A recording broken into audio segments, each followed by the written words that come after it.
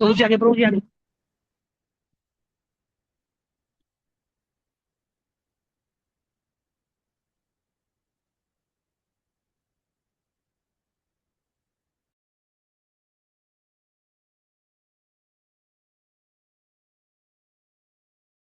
Hare Krishna.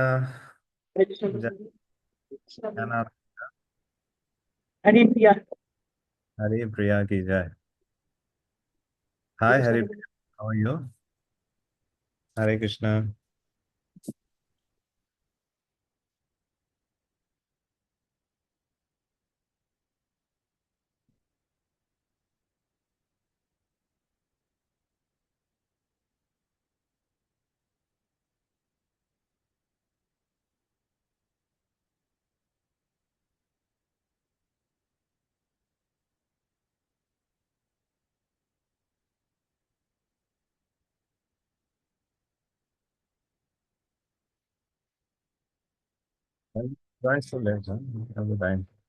We had this letter from Karandar in Los Angeles that Prabhupada's traveling and everyone should invite him to their temple. And Karandar said, of course he won't go, but it's the etiquette for the disciple to invite the guru to visit the temple. Absolutely sure that while Prabhupada might travel to Europe or something in one or two temples, he wasn't going to go around the world. What to speak of come to Australia? And so I wrote him the letter, the form letter. You know, I put in every persuasive argument and every embellishment and said, we're just dying for you to come here, fully confident that that would never happen. And gosh, 2 or 3 weeks later, you know, they said Prabhupada's in India. They're having a big program in Bombay at the Kosh Madan, and that he wanted to come to Australia right afterwards. Please send tickets for 3 people. We were stunned. We never thought that Prabhupada would come to Australia. And as far as 3 tickets for 3 people, our income was $100 a week. Maybe that was a good week going out and selling back to guys. Where were we going to come up with $3,000? So we put like one of those thermometers on the board for fundraising. And lo and behold, there was a devotee there. And he came up to me one day and he said, I would like to facilitate Prabhupada's coming to Australia. I heard you need $3,000. And he just sold a house. So I got the tickets for Prabhupada and he came to Australia. He came with Bhagavan and Padmavati, who'd just been married, and he came with the deities, Radha Gopinath, that had been used at that Kosh Madan Pandal. Bhagavan sat on the plane with the deities in his lap. There was a whole bunch of devotees that had joined recently. Some had just joined that week, 7 days ago, some just 2 days ago. But Prabhupada decided he was just going to initiate everybody.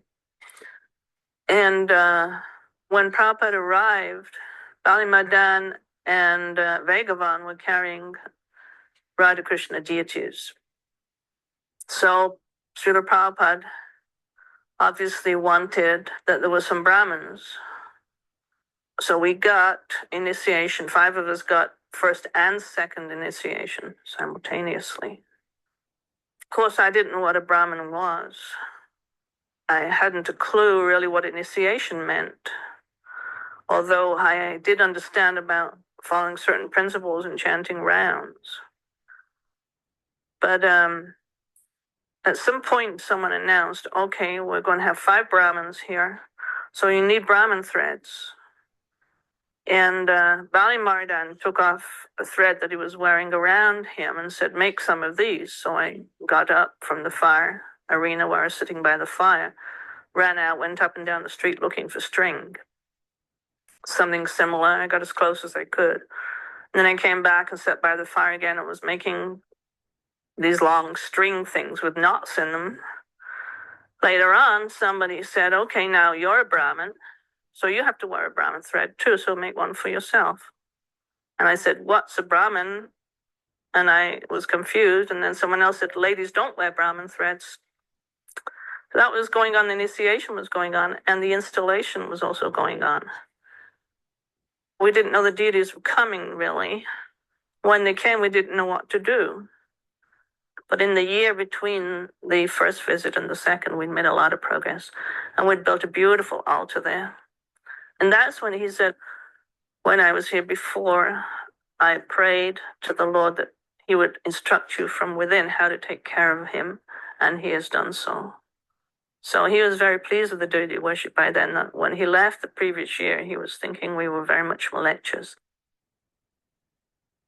Well, because I was totally shy, I've always been shy. Being interviewed by those reporters, I think the only way I could have done that was because it was my commitment to ISKCON and the devotees and Prabhupada. I wouldn't have normally left home, but I met the devotees and I just had to come and join the temple. It was a force that was way stronger than any of my personal qualities would prevent from happening. So I was very embarrassed. I was worried about my mother because she cried when I left home and she was upset. She didn't understand. From an early age, I used to tell her I came from another planet. You know, I was from outer space and she never really understood that. So it was difficult to explain why you're going with this weird sect and why you're bowing down on the dirty Paddington streets to some Indian person that we've never met before. So it was a scary time for me because I just turned 18 and I had no worldly experience. So I was totally going against society, totally going against my parents. My thoughts have mellowed considerably since then. I now realise the Hare Krishna movement isn't the monster I thought it was. 30 years ago, I was frightened of what I didn't understand.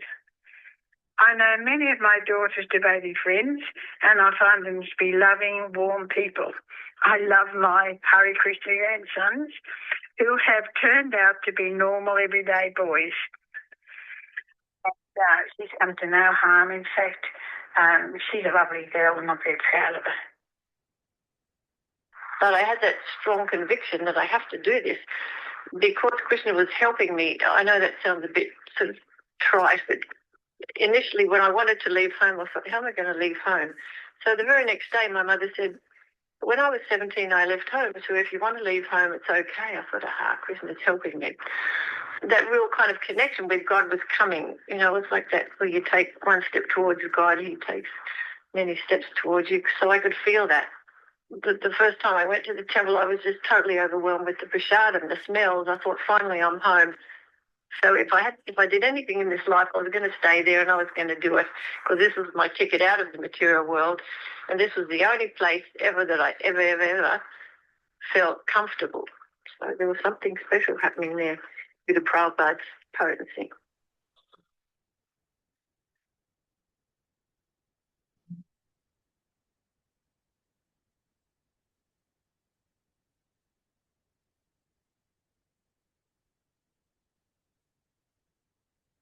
Hare Krishna, welcome everyone. Om Jnanatimirandhasya Jnananjana Shalakaya Chakshurunmilitam Yena Tasmai Shri Gurave Namah. Shri Chaitanya Manobhishtam Sthapitam Yena Bhutale Swayam Rupa Kadamahyam Dadati Swapadantikam Vandeham Shri Guru Shri Yuta Padakamalam Shri Gurun Vaishnavamscha Shri Rupam Sagrajatam Sahagana Raghunathanvitam Tam Sajivam Sadvaitam Savadhutam Parijana Sahitam Krishna Chaitanya Devam Shri Radha Krishna Padan Sahagana Lalita Shri Vishakhan Vitamscha He Krishna Karuna Sindhu Dinabandhu Jagatpate Gopesha Gopika Kanta Radha Kanta Namastute Tapte Kanchana Gaurangi Radhe Vrindavaneshwari Rishabhanu Sute Devi Pranamami Haripriya Vansha Kalpatarubhyascha Kripa Sindhu Vayevacha Patidanam Pavanebhyo Vaishnavebhyo Namo Namah Namam Vishnupadaya Krishna Prishtaya Bhutale Srimate Bhaktivedanta Swaminiti Namine Namaste Saraswate Deve Gaurvani Pracharine Nirvishesha Shunyavadi Paschatya Deshatharine Shri Krishna Chaitanya Prabhu Nityananda Shri Advaita Gadadhar Shivasa Gaur Bhakta Vrinda Hare Krishna Krishna Krishna Hare Hare Hare Rama Rama Rama Hare Hare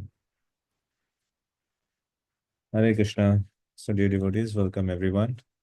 We completed chapter 11, the universal form, in our last class. So a quick recap, what we discussed in our previous session. We saw how Arjuna made a request to Krishna that I want to see your all-pervading form. That form through which you pervade this entire universe. And Krishna first of all described that form, and then he said, I'll give you a special divine vision through which you'll be able to see this form. And then Arjuna describes what he's seeing. And Sanjay also could see. He's describing to Dhritarashtra. And Arjuna's see. Do you remember any description from universal form? What did Arjuna see? Any detail? Please share some of the details. What was there in universal form? What did Arjuna see in that form? If you have to describe universal form, how would you describe?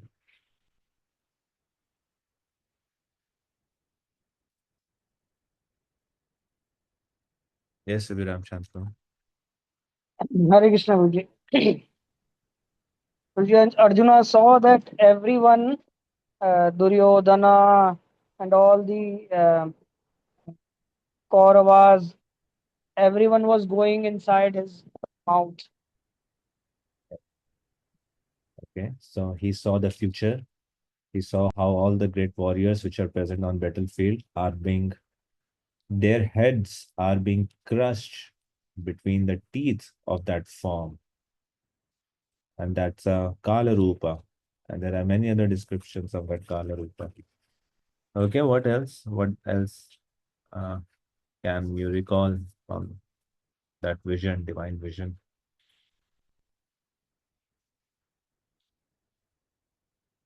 We did not get special eyes to see that form, but very mercifully, Krishna gave us 2 ears, and Srila Prabhupada gave that description. And further, at least we can hear and remember that some of the features. Yeah. Yes, what else? All the black screens in the front with their cameras off. Are you there? Not there? How many of you came, joined in just for the attendance? Yeah.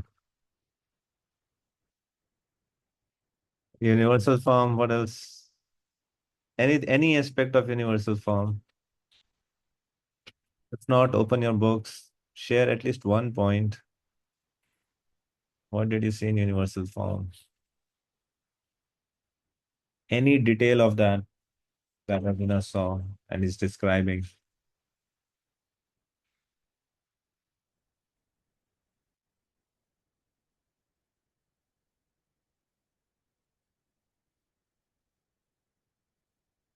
Yes, Prerna Mataji.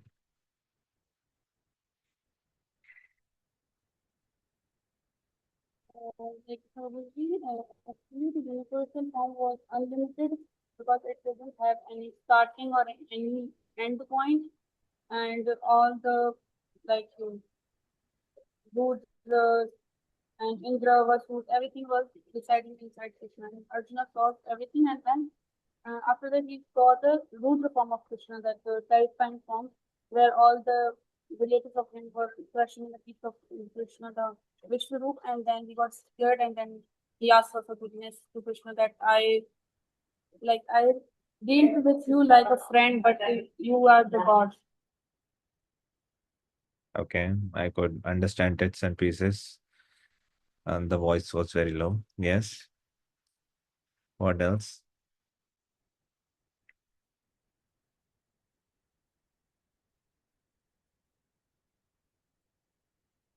So there were unlimited forms, there were divine forms, there were very brilliant forms, very wondrous forms that Arjuna saw.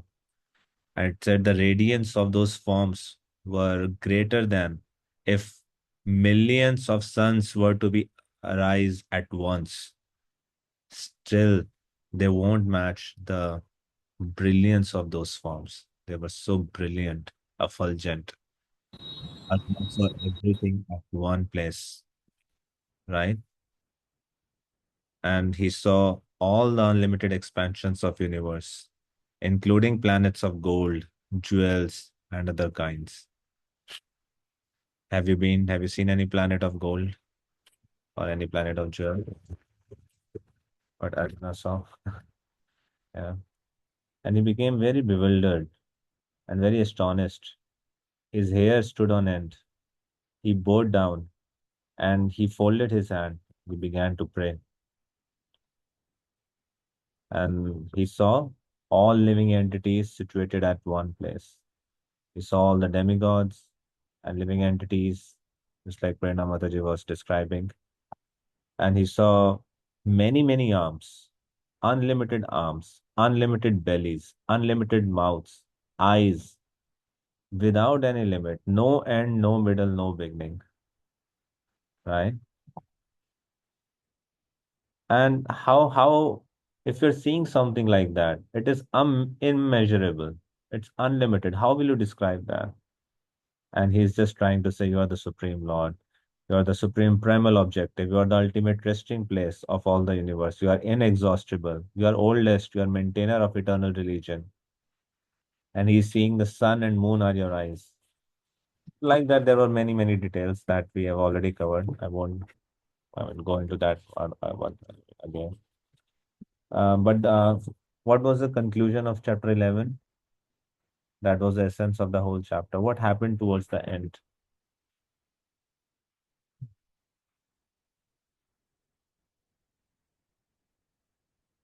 So in the end, Arjuna is requesting Supreme Lord that please, I want to see your four-armed form and your two-armed form. I mean, this is too much for me to take.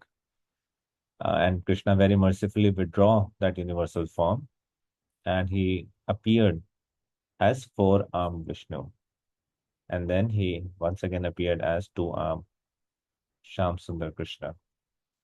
So, and Krishna is saying towards the end of the chapter how one can realize that form, that only through pure devotional service, only through Ananya Bhakti can that form be realized. So that was the essence of the whole chapter of the chapter 11, last verses from 47 to 55, how only pure devotees can see Krishna's two-armed form. That was the essence of the chapter. And specifically the last verse of the chapter. That verse is considered as the essence of Bhagavad Gita. What is that verse?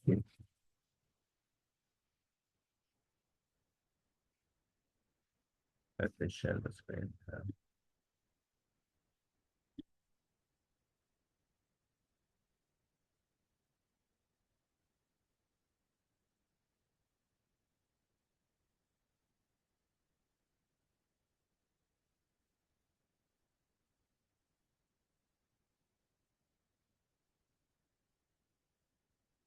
This verse is the essence of Bhagavad Gita.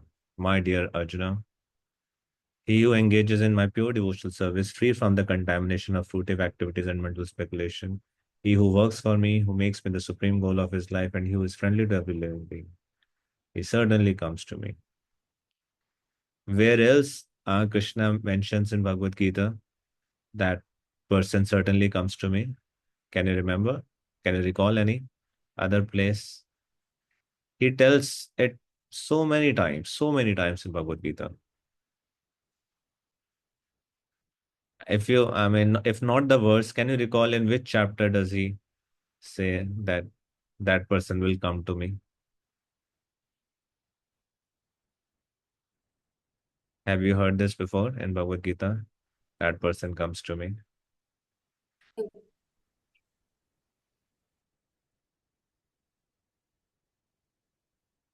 Yes, Prerna Mataji.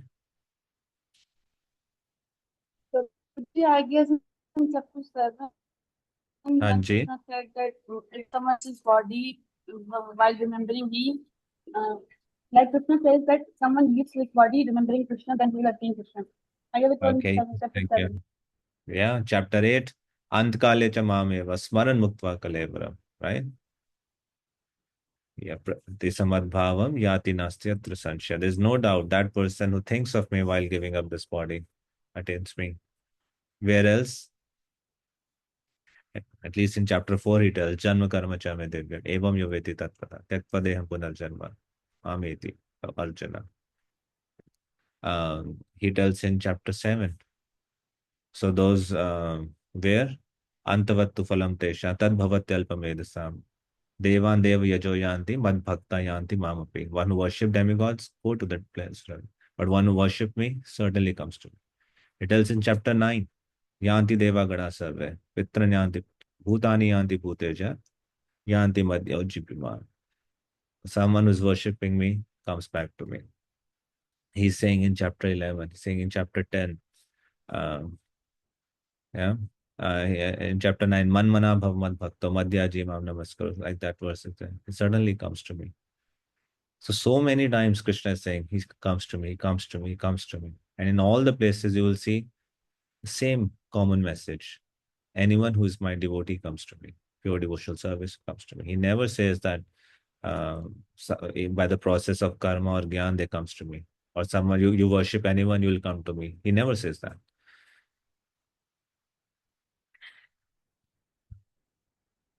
Okay, so this is the last chapter in this unit, devotional service. This is in one sense, essence of these all six chapter, middle six chapter, 7 to 12. And Krishna becomes very, very personal and intimate with with Arjuna here. The kind of expression you will see which Krishna is making here, um, a lot of shift comes in Arjuna after this chapter. See, before till chapter 7, like till chapter 6, before that, many of the Krishna is answering many of the objections that Arjuna raised in chapter 1. But chapter 7 to 12, he becomes very personal. Like he's the relationship aspect between Arjuna and Krishna is revealed and to pro max way in these chapters. Nowhere else in Bhagavad Gita, in other chapters, you will see that Krishna is revealing his own heart in such a crystal clear way. I mean, in these chapters, and especially chapter 12 and last 8, 9 verses, Krishna, I mean, we'll discuss this in very short time.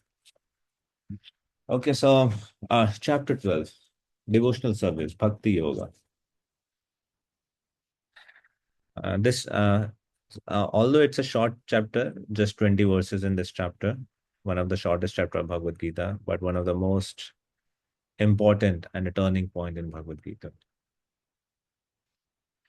अर्जुनवाच एवं सतत युक्ता ये भक्तास्त्वां परिपासते ये चापि अक्षरम अव्यक्तं तेषां के योगवित्तमा. Arjuna inquired, evam satata yukta ye.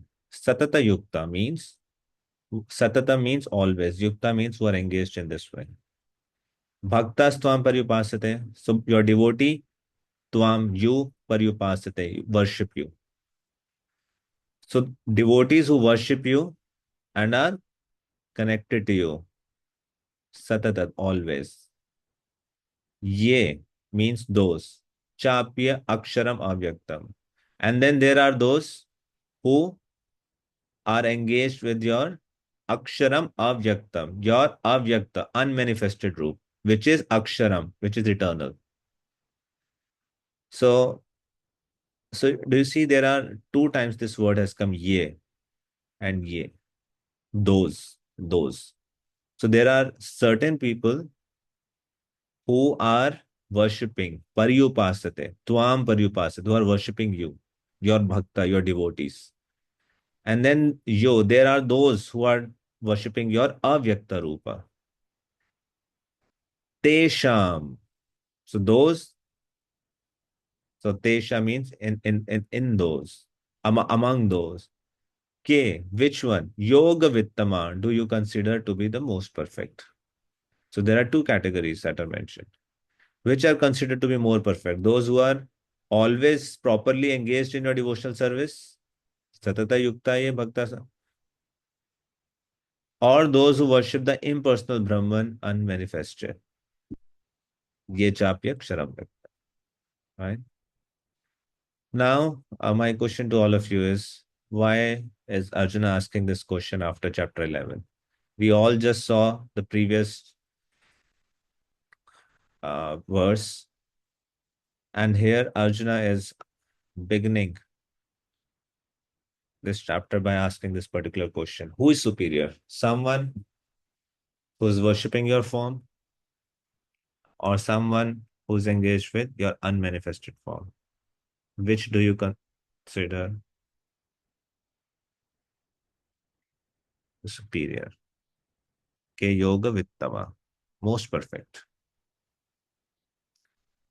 Why is Arjuna asking this question at this point here?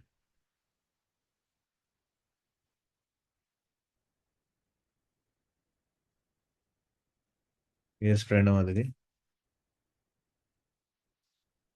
See, after seeing the Vishwaroop and the personal form of Krishna, Arjuna is now like he's attached to the person, that two arm form of Krishna. So now he wants to know that is he on the right path, like he's attached to the two form of Krishna, not the Vishwaroop. So he's asking, is it the Vishwaroop perfect so that I can worship that, or the one he's loving that is good? Yes, thank you, Madare. Absolutely. What happened in the previous chapter? Arjuna just saw a form which is all pervading. He saw a universal form, and he was very afraid of that form. Anyone would be to see the Kala Rupa of Krishna. So now Arjuna understood he's not attached to universal form. He's attached to personal form of Krishna. Now, through this inquiry, Arjuna wants to clarify his own position. He is attached to personal form of Krishna. And then there are some who do not worship personal form, who worship the unmanifested form. So basically, through this query, Arjuna is trying to clarify his own position. That am I on right path? I am connected to you in this way. I feel drawn to you, attracted to you with your personal form, and I worship that. But he just saw the universal form, and he know that there are other people who are engaged with unmanifested feature. So through this question, Arjuna is clarifying his own position because he is attached to personal form. And where in whatever part of the world you are, if you're preaching or if you're trying to cultivate Krishna consciousness, uh, you will encounter this particular question again and again and again and again. Who is absolute truth? What is absolute truth? And which is the better, the personal aspect or impersonal aspect? And Shankaracharya also has written a commentary on Bhagavad Gita. Madhvacharya has also written a commentary. Ramanujacharya has also written a commentary. So Vaishnavas and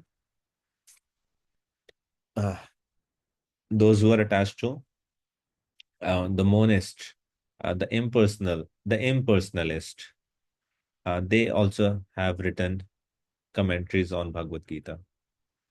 And the same verses are there, but very different interpretation is there.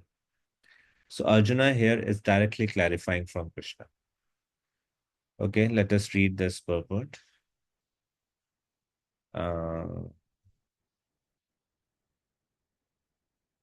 Okay, please, someone read from here, those who worship the Supreme One.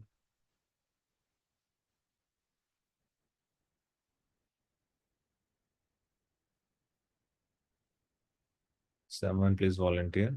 Yes, Bhisham Prabhu. Read the entire purport from there, starting from those who worship.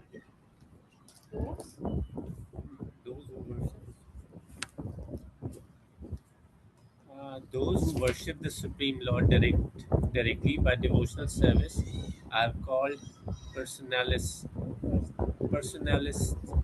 Those who engage themselves in meditation on the impersonal Brahman are called impersonalists.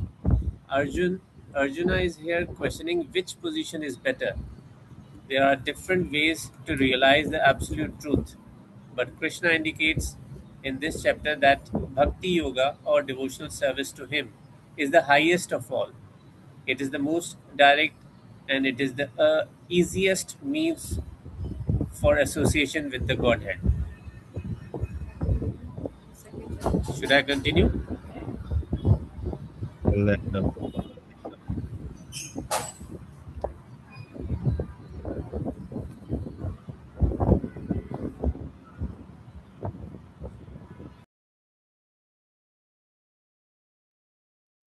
Yes, continue, Prabhu. Till the end of the purport. Yeah. Okay, Prabhu. In the second chapter of Bhagavad Gita, the Supreme Lord explained that a living entity is not the material body. He is a spiritual spark, and the absolute truth is the spiritual whole. In the seventh chapter, he spoke of the living entity as being part and parcel of supreme whole and recommended that he transfer his attention fully to the whole. Then again, in the eighth chapter, it was said that anyone who thinks of Krishna at the time of quitting his body is at once transferred to the spiritual sky, to the abode of Krishna. And at the end of the sixth chapter, the Lord clearly said that of all yogis, one who always thinks of Krishna within himself is considered the most perfect. So, in practically every chapter, the conclusion has been that one should be attached to the personal form of Krishna, for that is the highest spiritual realization. Nevertheless, there are those who are not attached to the personal form of Krishna. They are so firmly detached that even in the preparation of commentaries to Bhagavad Gita, they want to distract other people from Krishna and transfer all devotion to the impersonal Brahma Jyoti. They prefer to meditate on the impersonal form of the absolute truth, which is beyond the reach of the senses and is not manifest. And so, factually, there are two classes of transcendentalists. Now, Arjuna is trying to settle the question of which process is easier and which of the classes is most perfect. In other words, he is clarifying his own position because he is attached to the personal form of Krishna. He is not attached to the impersonal Brahman. He wants to know whether his position is secure. The impersonal manifestation, either in this material world or in the spiritual world of the Supreme Lord, is a problem of meditation. Actually, one cannot perfectly conceive of the impersonal feature of the absolute truth. Therefore, Arjuna wants to say, what is the use of such a waste of time? Arjuna experienced in 11th chapter that to be attached to the personal form of Krishna is best because he could thus understand all other forms at the same time, and there was no disturbance to his love for Krishna. This important question asked of Krishna by Arjuna will clarify the distinction between the impersonal and personal conception of the absolute.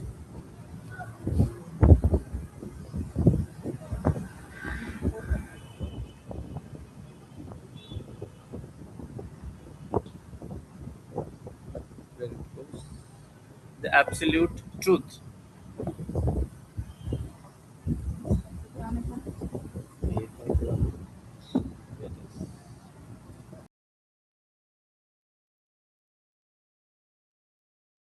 So yeah, we just read there are two classes of transcendentalists, personalist and impersonalist. Personalist, they engage themselves with all their energy in the seva, in the service of the Supreme Lord. And impersonalist, they engage in the meditation on impersonal Brahman. Okay, and then so far, Srila Prabhupada summarizes that how the conclusion of every chapter has been to attach themselves with the personal form. Chapter 2, living entities of spiritual spark, absolute truth is the supreme whole. Chapter 6, yoginam api sarvesham. Chapter 7, how Krishna says that living entity is the energy of Krishna. So, based upon this query, Krishna is responding. Maya veshamano ye mam nitya yukta upasate shraddhaya paryopetas te me yukta tamamata. Those who fix their mind on my personal form and are always engaged in worshipping me with great and transcendental faith are considered by me to be the most perfect. Maya veshamano ye vam. Those who fix, avesh means fix their mind upon me, and who are nitya yukta, always engaged in worshipping me. How? With shraddha, paryopetas, te me yukta tamamata. Those I consider to be the superior.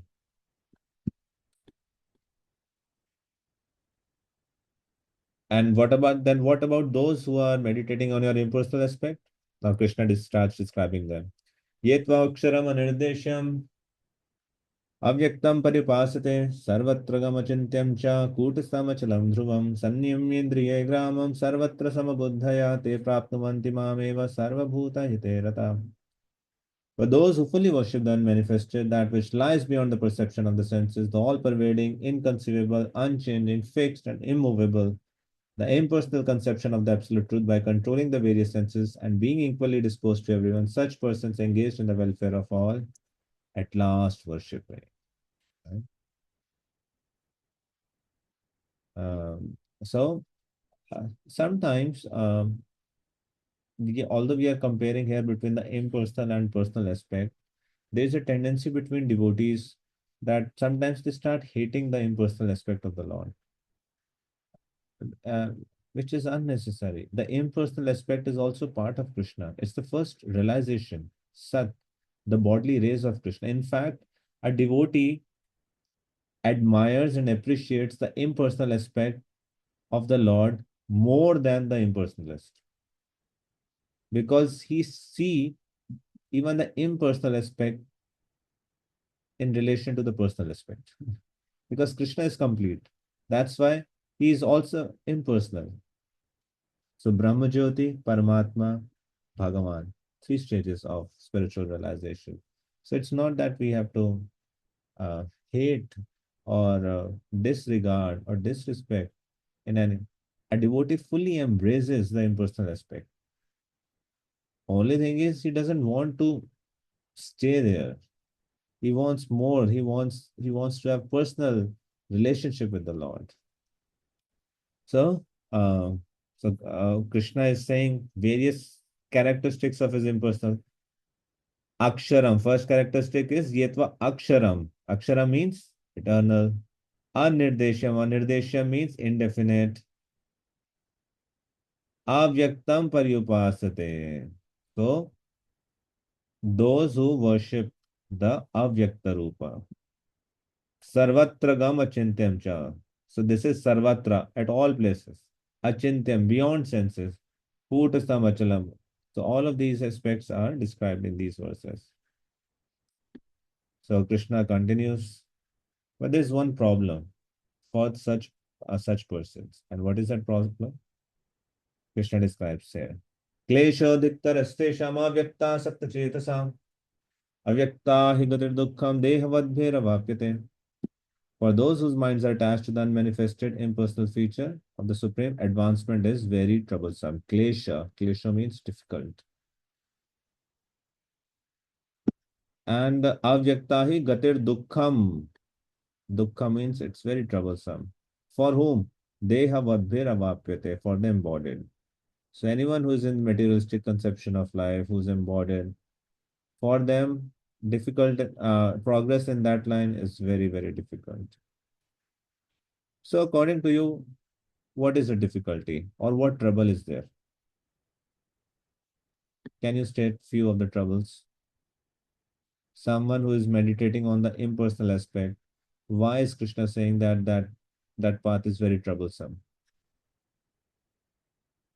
And in practical way, how is that troublesome?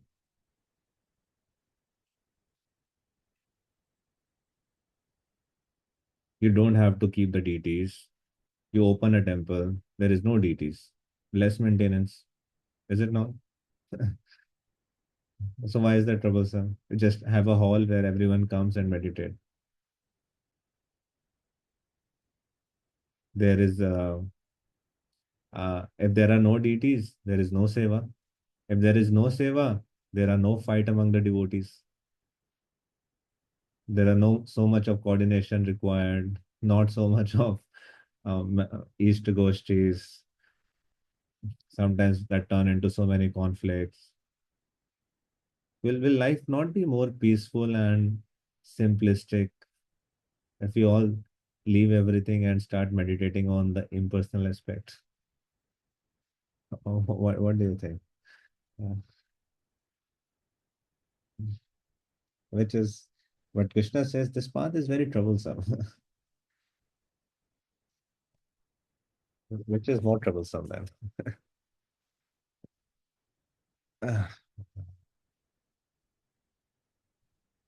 Yes, Bhisham Prabhu. Hare Krishna, Prabhuji. Prabhuji, if there will be no deities in the temple, obviously there will be no rules and regulation because for deities we are following the strict rules. The There rules and are regulations are there that you have to keep your slippers outside. No one will talk, no mobiles allowed. So but you have to take in bath and then only enter the home. Those basic rules and regulations. on the other side, if we can see the other path is you can say according to Krishna, it will be troublesome because it is not the direct path. We are indirectly going towards, and obviously we are we will be influenced by Maya more. Yeah, how? Maya, Why? Impersonal is also part of Krishna, right? So we are right? meditating on But a it, but we what are is on direct. not directly. We are not directly following that path, na? If I there is a direct road and if there are other ways, if I have to go to my destination, I have to prefer by the direct route, na? By the motorway, or why Yeah, should I go but from this is not road, na? Krishna is saying Sarvatra Gam Achintya. I'm present everywhere. So you have to go on road to reach that place. But here, Krishna is saying, I'm here only. There's no need to go anywhere. When you say direct and indirect, what do you mean in terms of like practical? I can also say this is direct and direct? what I'm saying is indirect. One is slow process, one is obviously if I have to go towards the ultimate power of, if I'm going through a proper disciplic succession means in a proper way, then I'll be reaching to that path The of the question truth. is why it is more trouble. Here Krishna is dukkha, avyakta hi katir dukkha, kesho niktarastesha. My original question is why do you think it is full of klesha and dukkha? That is the question. What difficulties do you have? Yes, Shatabi. Hare Krishna Prabhuji. Prabhuji, it is difficult to meditate on someone who has no form or qualities or who have no personal relationship with God. And it is difficult for someone to control senses. Maybe it is troublesome. Yeah, thank you. That's one reason. Yes, definitely. Prabhupada repeats that again and again. It's troublesome. You may not have deities, right? And you think you'll say, you'll not have trouble serving. But the point is, the senses and mind are very troublesome. We won't be able to engage them in a proper way. Uh, to not do something is more difficult than doing. If you leave everything, that is a more troublesome position than to actively engage. What is more difficult, to not eat or eat Krishna Prasad? To not see or see Krishna's form, which is more troublesome? I mean, that question is wrong. It's not troublesome. Seeing Krishna's form is the greatest joy, but not seeing is very troublesome. Okay, what else? What else? Why else do you think it's troublesome? That's one reason. What are some of the other reasons?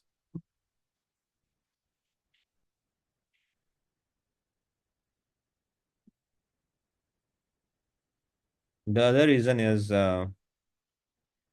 even if they attain perfection, that perfection is not sustainable.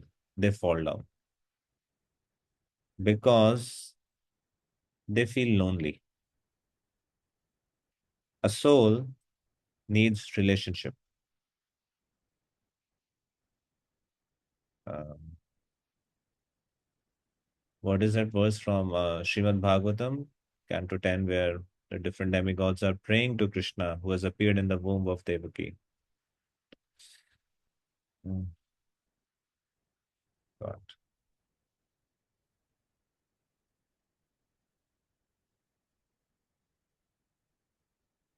I just forgot the first word. That one. Where even if they uh, reach the perfection,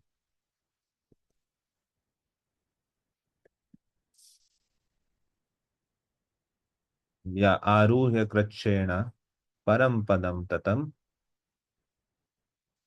That verse is there, no? Right? येन्यरविन्दाक्ष विमुक्तमानिनस्त्वय्यस्तभावाद विशुद्धबुद्धया आरुह्य कृच्छ्रेण परम पदम ततम पतन्ति अधो नादृत युष्मतंग्रयः. So,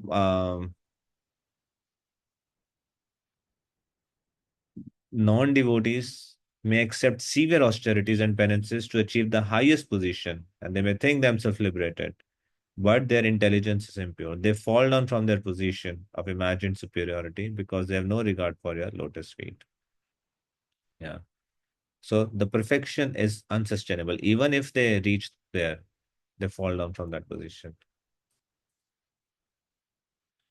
And third, of course, that path is also very dry in comparison to devotional service.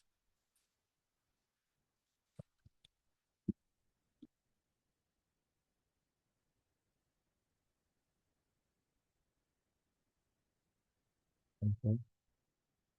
So yes, let us quickly go through this purport, some points from this purport.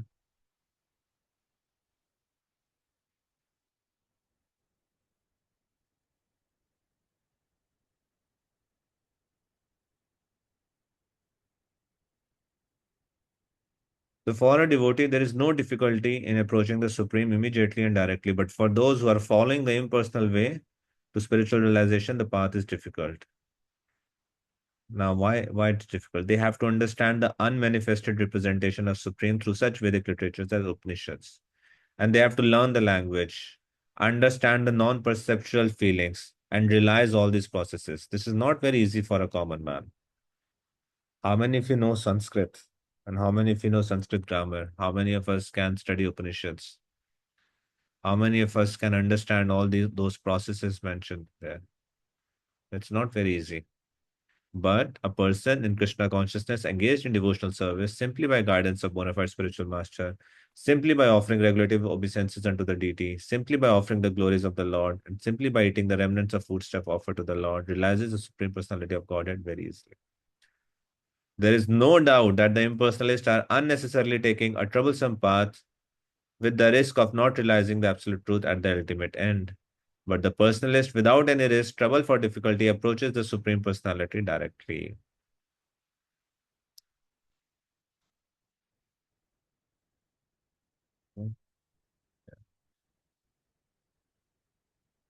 ये तो सर्वाणि कर्माणि मयि सन्न्यस्य मत्पर अनन्येनैव योगेन मां ध्यायन्त उपासते.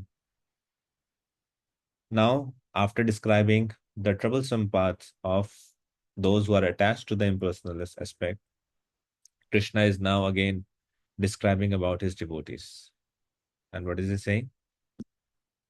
But those who worship me, giving up all their activities unto me, ye tu sarvani karmani mai sanyasya matpara. So sannyasya means giving up. What do they give up? Karmani, karmani. What kind of activities do they give up? Sarvani, karmani, all activities. So what do we mean that they give up the activities? Saying mai mat para. They perform the activities in relationship with me.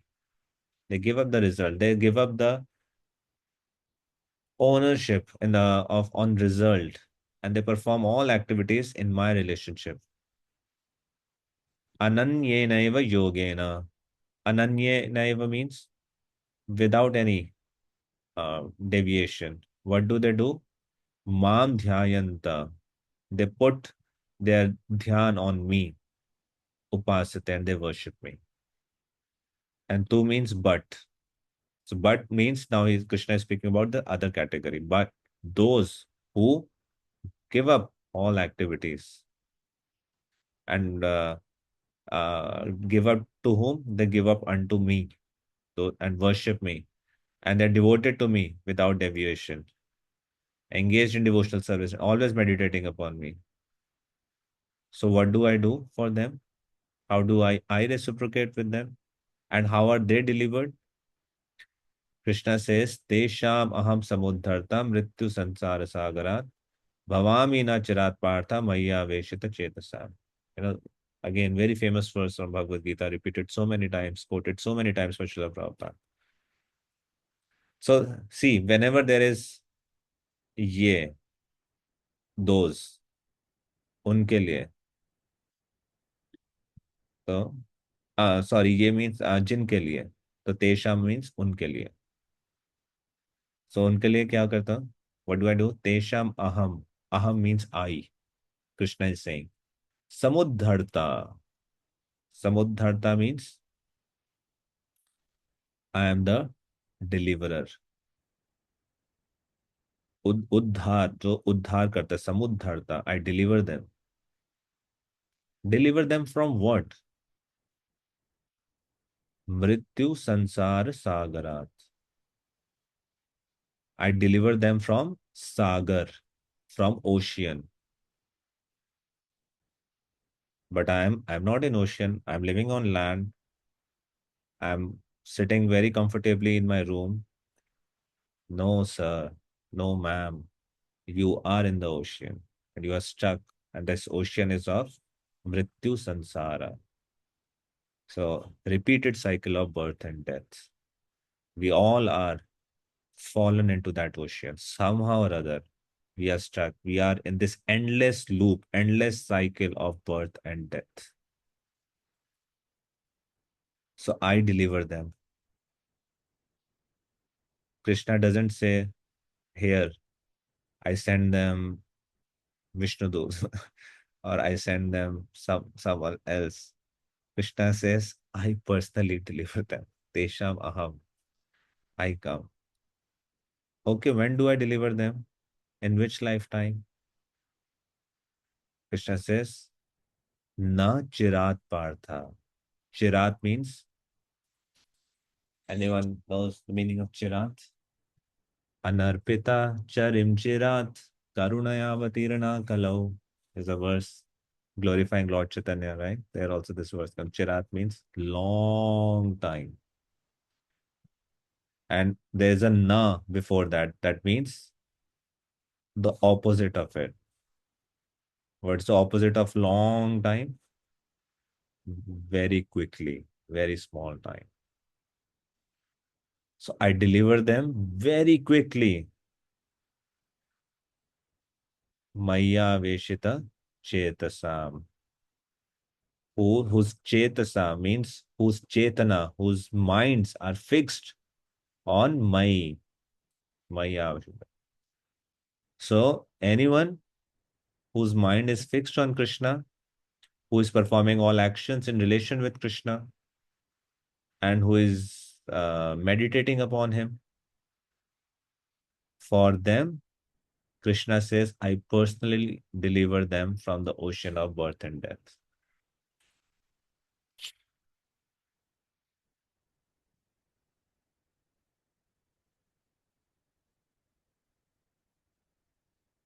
As stated before, the Supreme Lord can be appreciated only by devotional service. Therefore, one should be partially devoted. What is it written? 20% devoted? 50%? What do we mean by fully devoted? 100% devoted. Is it possible to, is this practical to be fully devoted? Do you think? In our current lives, when we are doing work, we are at different stages. Like this statement is meant for whom? Is it meant for sannyas ashram or does it apply to everyone? Is it possible to be fully devoted in my present circumstances? Yes, possible. Sure. Like you're someone.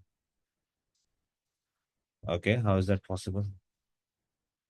Is it not possible only for brahmacharis and sannyasis, those who live full time in the temple? What's the proof? Prabhuji, Grasta Jivan is more difficult than I think so, because keeping living a Grasta life and doing the devotional service is a bit challenging. But I think so that a person can completely or fully surrender to Krishna.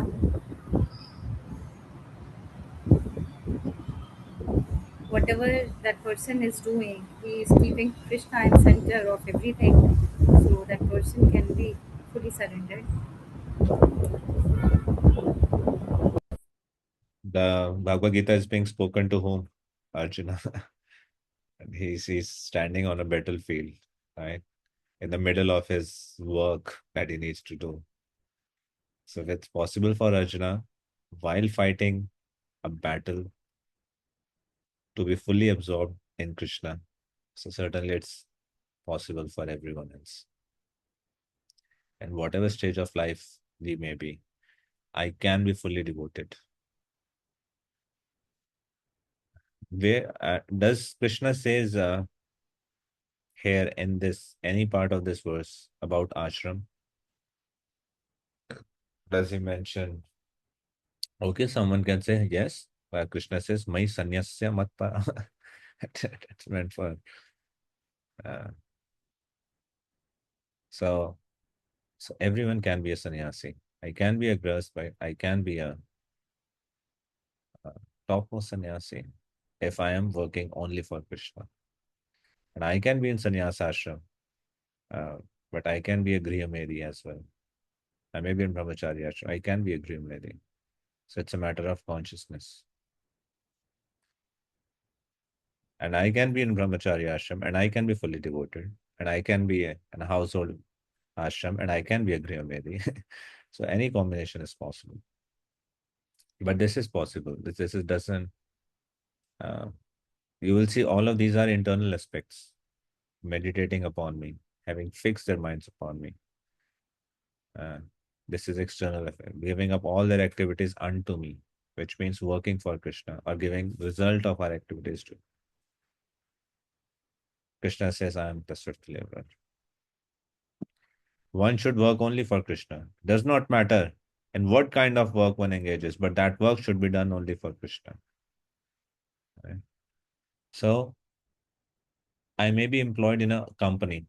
I may be employed in some hospital. I may be a doctor. I may be engineer. I may be chartered accountant. I may have my own business or I may be working for some employer. Doesn't matter. My parameter of my work success is whether Krishna is satisfied or not.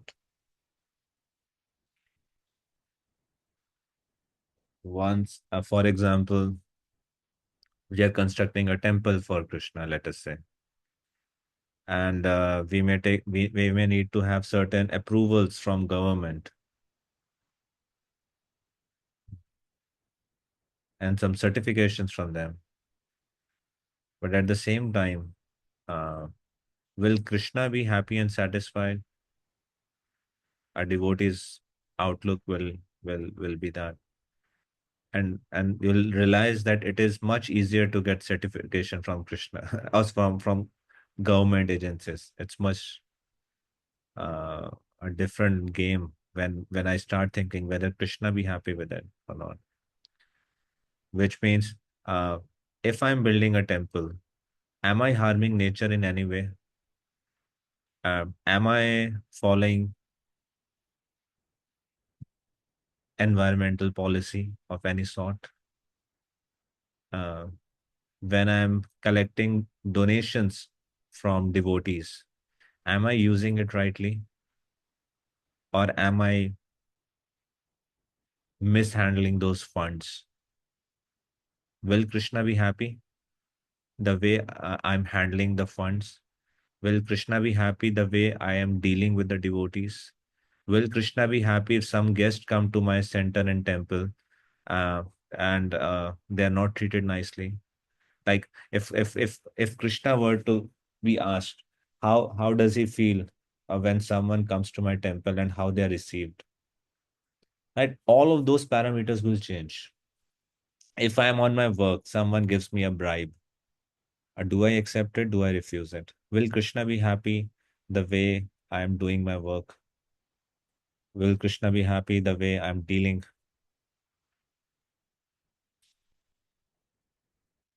So, so it doesn't matter what kind of work one engages. I may be employed by someone else, but I'm working only for Krishna. My standard is not just the satisfaction of my employer or anything else, whether Krishna be satisfied or not. That is the standard of devotional service. The devotee does not desire any achievement other than pleasing the personality of God. Right? His life's mission, his, her, both, it implies that, is to please Krishna. He, she can sacrifice everything for Krishna's satisfaction, just as Arjuna did in the battle of Kurukshetra. Right? So, by this verse, you'll see, like from this chapter, uh, in previously, all the arguments that Arjuna made were in his own context, whether I will enjoy or not, I am committing sin or not. And he was thinking himself to be the center of universe and his life. But after this chapter, he will Krishna says, I'm with you. And he will speak in terms of his personal relationship. And then Arjuna says, yeah, I will do it for you. Right? His life's mission is to please Krishna. He said, Arjuna fought the battlefield not for any other reason, but just one reason, because it will please Krishna. And that is why his fighting the battle was a devotional service. The process is very simple. One can devote himself in his occupation and engage at the same time in chanting Hare Krishna, Krishna Krishna, Hare Hare, Hare Rama, Rama Rama, Hare Hare. Such transcendental chanting attracts the devotee to the personality of Godhead. And the Supreme Lord herein promises that without delay he will deliver a pure devotee, thus engaged from the ocean of material existence. Have you seen have you seen, how many of you have seen the paintings that are there in your Bhagavad Gita? Do you have Bhagavad Gita? Have you seen pictures in there? Is there that picture with you? A devotee has fallen in the ocean and Lord has come upon Garuda and he's picking that devotee up. Is that picture in your Bhagavad Gita? Can you show on the screen if there is?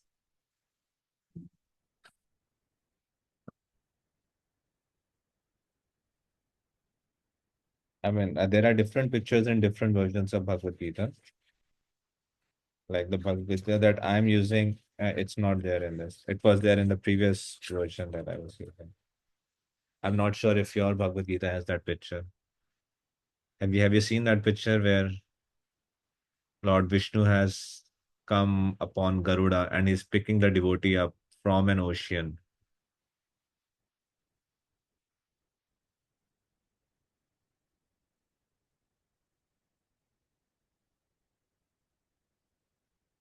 Is there in your Bhagavad Gita? No. Any word would go?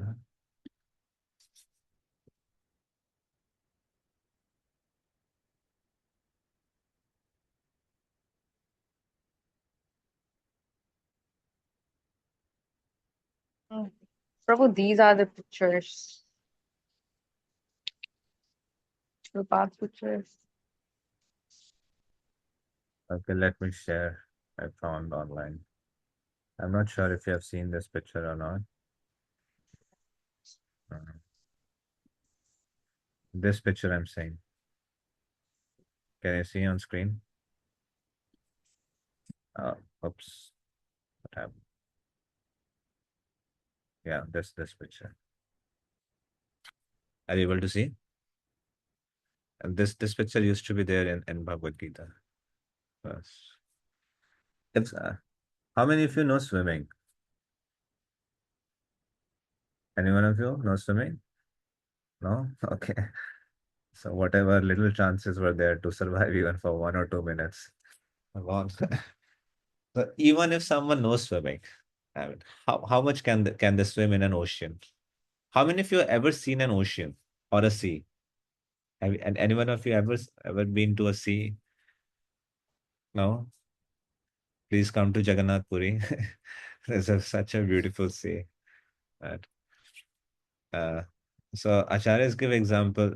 Let us say I don't know swimming, but there's a dog who's swimming in a sea, and I'm holding the tail of that dog. What are the chances that I'll cross the oceans? Right? Zero chance. Right? So trying to cross this ocean by any other process than bhakti is like catching the tail of the dog and trying to save oneself. Not possible. But if I'm drowning and someone comes from the above and lift me up from the ocean, right? How simple it would be and how easily I can be saved. So that is what this verse is speaking about. Krishna says, I come. Tesham aham samudharta. Mrityu sansara sagara. Bhavami na charat partha. Maya veshita chetasa. Very hope giving. This is Krishna's promise.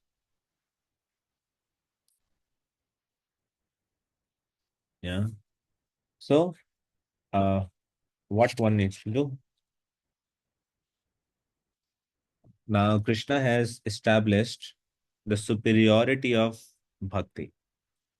Arjuna, original question was, Evam satata yukta ye bhakta astvam paripasite. Ye chapya aksharam avyaktam tesham ke yog vittama. Tesham ke yog vittama, which is superior? Someone who is worshipping personal or engaged in impersonal. So Krishna very clearly established anyone who is engaged in with me in devotional service with my personal form. And he's saying, I personally deliver. So naturally, the question would be, how to perform devotional service then? And Krishna explains in the next verse how to perform. Mayeva mana adhatsva, mai buddhim niveshaya, nivasyashasi mayeva ata urdhvam na sanshaya. How to perform bhakti? Very simple. Krishna says, Mayeva mana adhatsva, mai buddhim niveshaya. I need two things from you. Your man and your buddhi. Give your heart and give your intelligence. Niveshaya, invest in me. Give this to me. Give your heart to me and give your mind to me. What happens if someone does that? Nivasyashyasi mayeva. You'll always live with me. Nivasyashyasi means nivas. Nivas means you will live. You will live with whom? Mayeva. Right? How many of you would want to live with Krishna at all times and all places? So Krishna is inviting, is giving you a personal invitation. Live with me. And if you doubt that, na sanshaya, don't doubt. Ata urdhvam na sanshaya. Please don't doubt. There is no doubt that you will live with me. But how? If you can give this to me, your heart and your intelligence. He's not just asking only your heart, or is not asking only your intelligence. He's asking both your head and heart, both. Uh, that's the best. Just fix your mind upon me and engage all your intelligence. Thus you will live in me always without a doubt.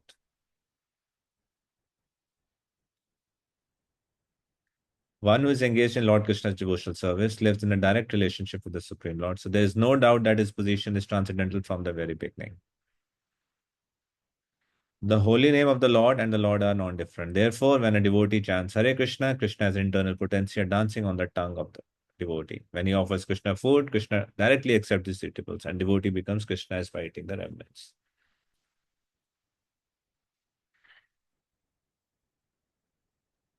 Can you see the connection between purport and translation? I mean, this purport only Srila Prabhupada uh, uh, has given. Krishna is nowhere Krishna is speaking about chanting or offering food or even service. What is Krishna speaking about? Give your mind and heart. And what are Prabhupada explaining?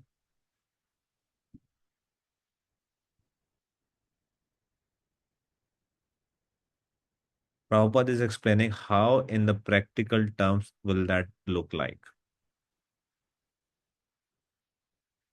If someone has given mind and heart, it means you'll always be serving Krishna,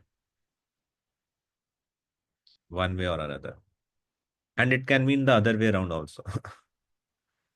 If you do these things, you'll automatically be forced to give your mind and heart to Krishna. Both ways. Okay, but let us say if someone says, Krishna, I'm not on that level. I really want to. However, I may try, my mind is very unique. And I can't always do that.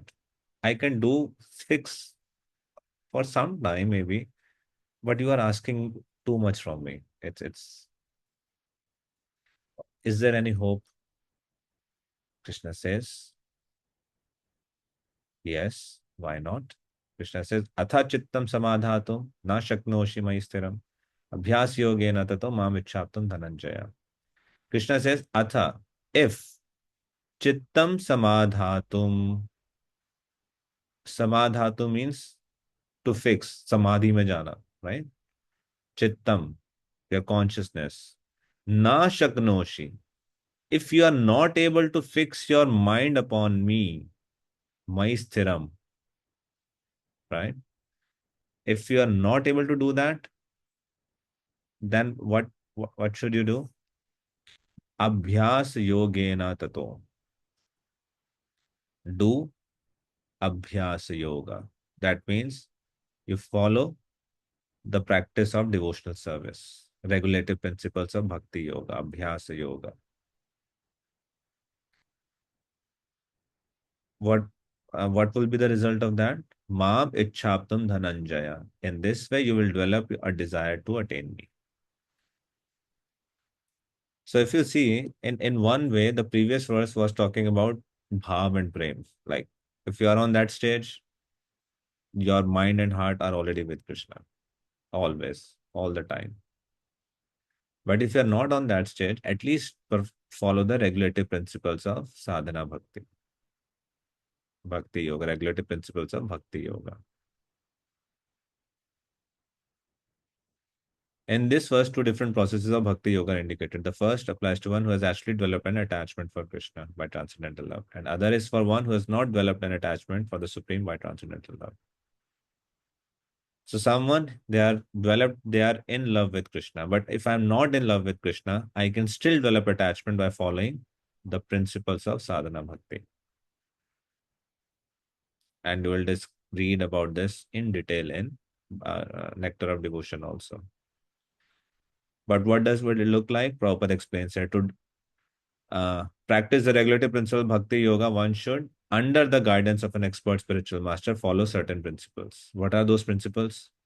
Rising early in the morning, taking bath, enter the temple, offer prayers, chant Hare Krishna, collect flower to offer to deity, cook foodstuff to offer to deity, take prasadam, and so on. One should constantly hear Bhagavad Gita and Srimad Bhagavatam from pure devotees.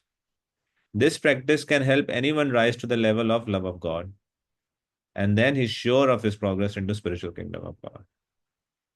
Okay. So if you just love me, give your heart and mind to me all the time. If you cannot do that, follow the principles of Bhakti Yoga. Okay, but if someone says, okay, Krishna, I mean, this is also too much. I'm not a disciplined person and I struggle even in this. Can something be done? Krishna says, okay. Abhyasipya samarthosi.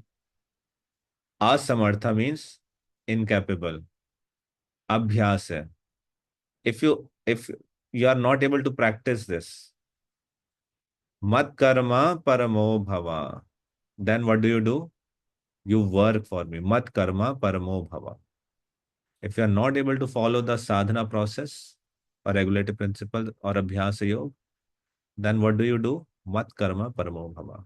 You do this. What would happen by this? Madartham api karmani kurvan siddhim avapsasi. Madartham api karmani.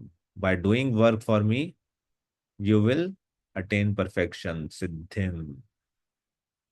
You will come to the perfect stage just by working for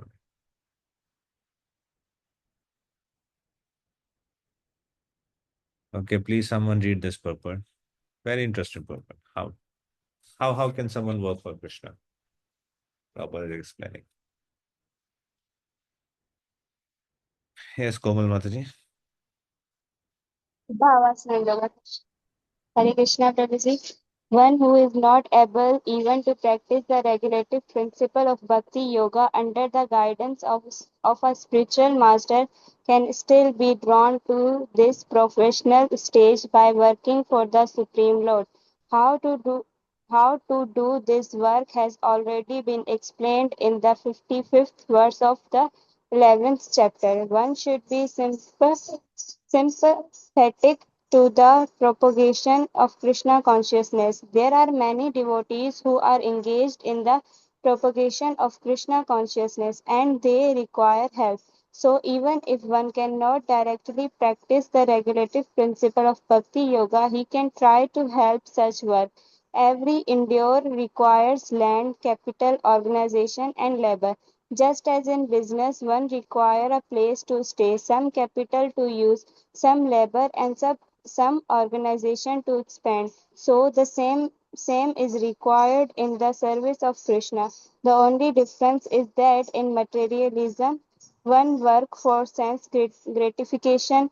The same work, however, can be performed for the satisfaction of Krishna, and that is spiritual activity. If one has sufficient money, he can help in building an office or temple for propagating Krishna consciousness, or he can help with publications.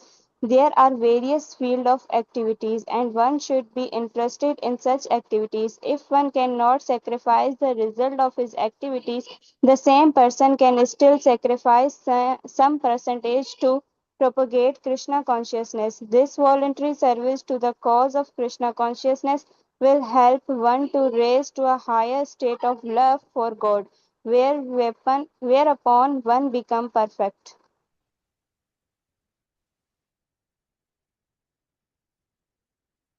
Yes. Thank you.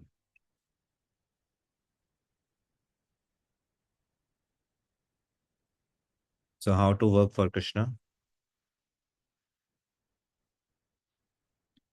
There are many devotees who are engaged in the propagation of Krishna consciousness and they require help. So try to help such work. How one can help? Every endeavor requires land, capital, organization, and labor. Right? 4 things: land, capital, organization, and labor. Every endeavor requires these 4 things. And I can help in any way. I can provide capital, I can help in organization, I can volunteer for some work, or I can provide land and space. This is how I can work for Krishna in preaching his message.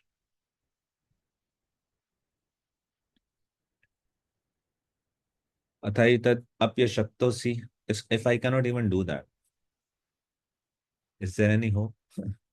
Krishna says yes. Even if you are not able to do that, then what should one do? Athaitat apya shaktosi kartum mad yogam ashrita sarvakara falatyagam tata kuru yatatmavan. Apya asakto api shaktosi athaitat apya shaktosi. If you are not able to do that, then sarva karma falatyagam tata kuru yatatmavan. Then you give up all result of all activities. If, however, you are unable to work in this consciousness, if you are not able to work for me, then try to act giving up all result of your work and try to be self-situated. Okay, please, someone else read this purport also.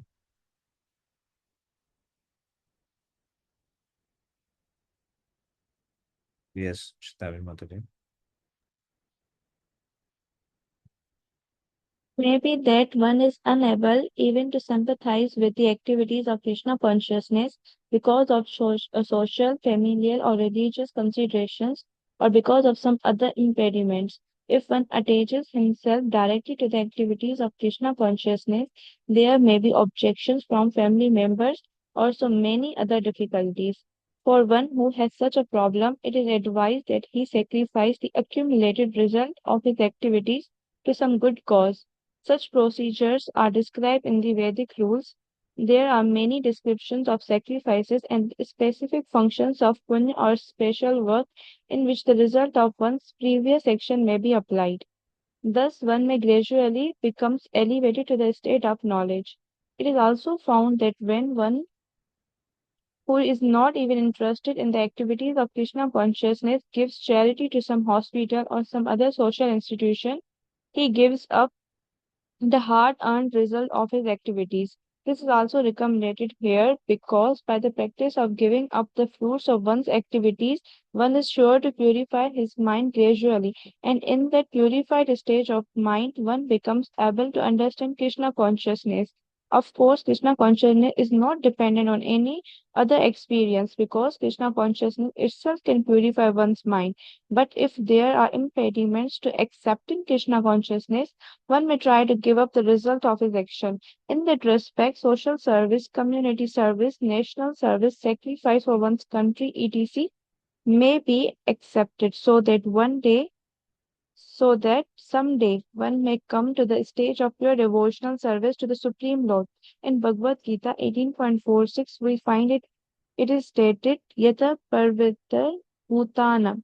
If one decides to sacrifice for the supreme cause, even if he does not know that the supreme cause is Krishna, he will come gradually to understand that Krishna is the supreme cause by the sacrificial method.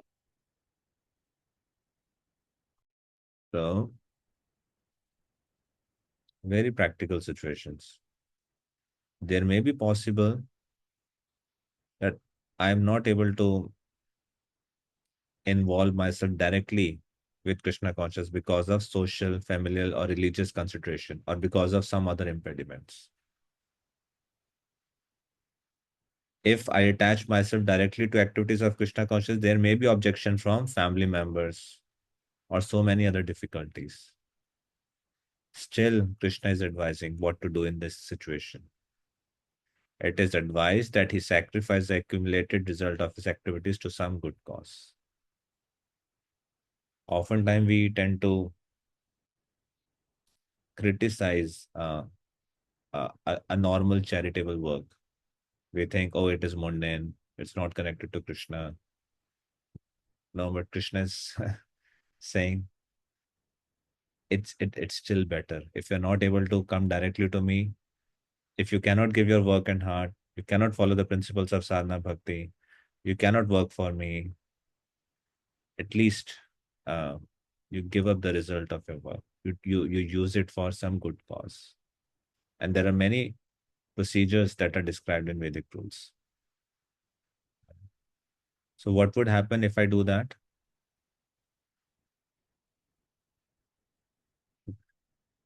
By the practice of giving up the fruits, one is sure to purify his mind gradually. The contamination is, I am the enjoyer of this world. When I give up the result of the work, slowly my mind is purified. I am not the enjoyer. It is meant not for me, higher cause. And then I can understand Krishna consciousness. Now, understanding is not dependent on those activities also. Like Krishna consciousness is not dependent on any other experience because Krishna consciousness can itself purify one's mind. But this is recommended only if there is impediment to accepting Krishna. One may try to give up the results of his action. Right? So now Krishna summarizes. If I cannot even do this, is there hope? Yes, Krishna says, Shreyo hi jnanam abhyasa jnana dhyanam vishishyate dhyanat karma phalatyagas tyagat shante antaram. Actually, he told in the previous verse. Yeah. If you cannot take to this practice, then engage yourself in cultivation of knowledge. Better than knowledge, however, is meditation, and better than meditation is renunciation of the fruit of action. For by such renunciation, one can attain peace of mind. If you cannot even do this, then engage yourself in the cultivation of knowledge. So you see, Krishna is not a rigid God. He's not a fanatic God. He is a very loving and he's so flexible based upon wherever you are in your life right now, wherever you are in your journey right now. Krishna has given all the option. He just wants some some sincerity to move towards him.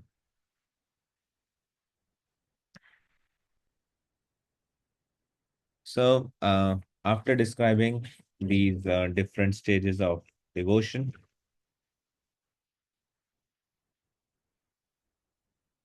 in this last section of this chapter, suddenly starts speaking about um, who is most dear to him. So first of all, he's established the superiority of bhakti, right? Among the impersonal and personal path, Krishna says personal path uh, is anyone following personal path, he's on the highest stage of yoga. That is the easier path. That is the happiest path. I recommend that path. That is the most loving path. Then he described the process, how to perform, how to walk on that path in these verses. He is describing that. And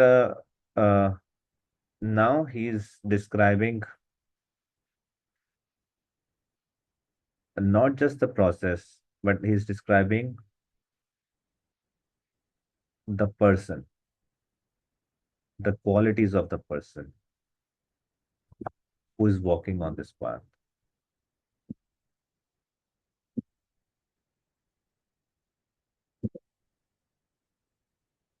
So from verse 13 to 20, Krishna is, you will see the last line will be same in all the verses. Mad bhakta same priya, mad bhakta same priya. He will keep saying that. So let's go into that. Adveshta sarva bhutana maitra karuna evacha nirmamo nirahankara samadukha sukhashami santushta satatam yogi yatatma drida nishchaya mayarpita mano buddhir yomad bhakta same priya. Adveshta, one who is not envious, but is a kind friend to all living entities, who does not think himself a proprietor and is free from false ego, who is equal in both happiness and distress, who is tolerant, always self-satisfied, self-controlled, and engaged in devotional service with determination, his mind and intelligence fixed on me. Such a devotee of mine is very dear to me. We'll discuss each of these qualities. यस्मानो द्विजते लोको लोकानो द्विजते च यः हर्षामर्ष भयोद्वेगैर्मुक्तो या स च मे प्रिया. He by whom no one is put into difficulty and who is not disturbed by anyone, who is equipoised in happiness and distress, fear and anxiety is very dear to me.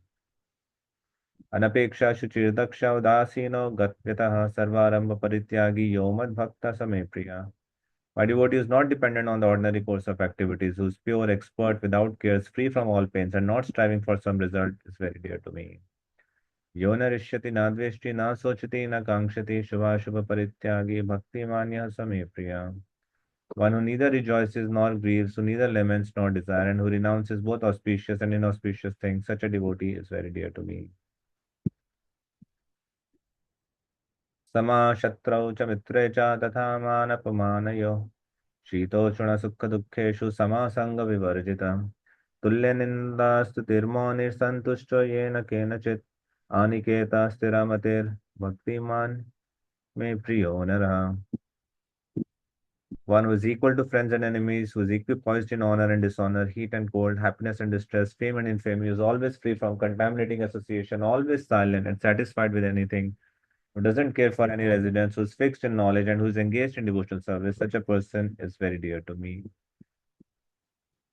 ये तु धर्मामृतमिदं यथोक्तं परिपासते श्रद्धानमत्परमा भक्तास्तेव मे प्रियाः. Those who follow this imperishable path of devotional service and who completely engage themselves in the faith, making me the supreme goal, are very, very, very dear to me.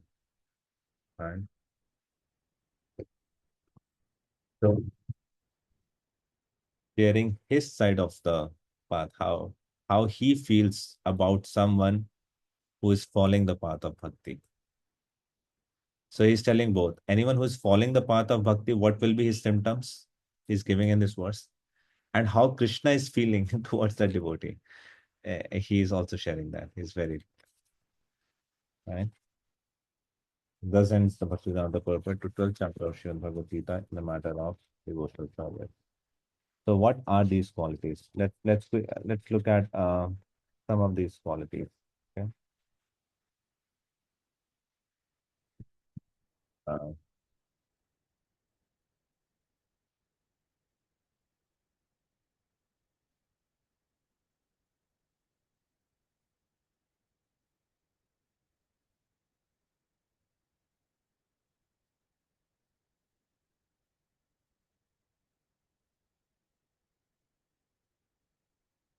yeah. So, Srila Prabhupada explains many of these qualities in his purport.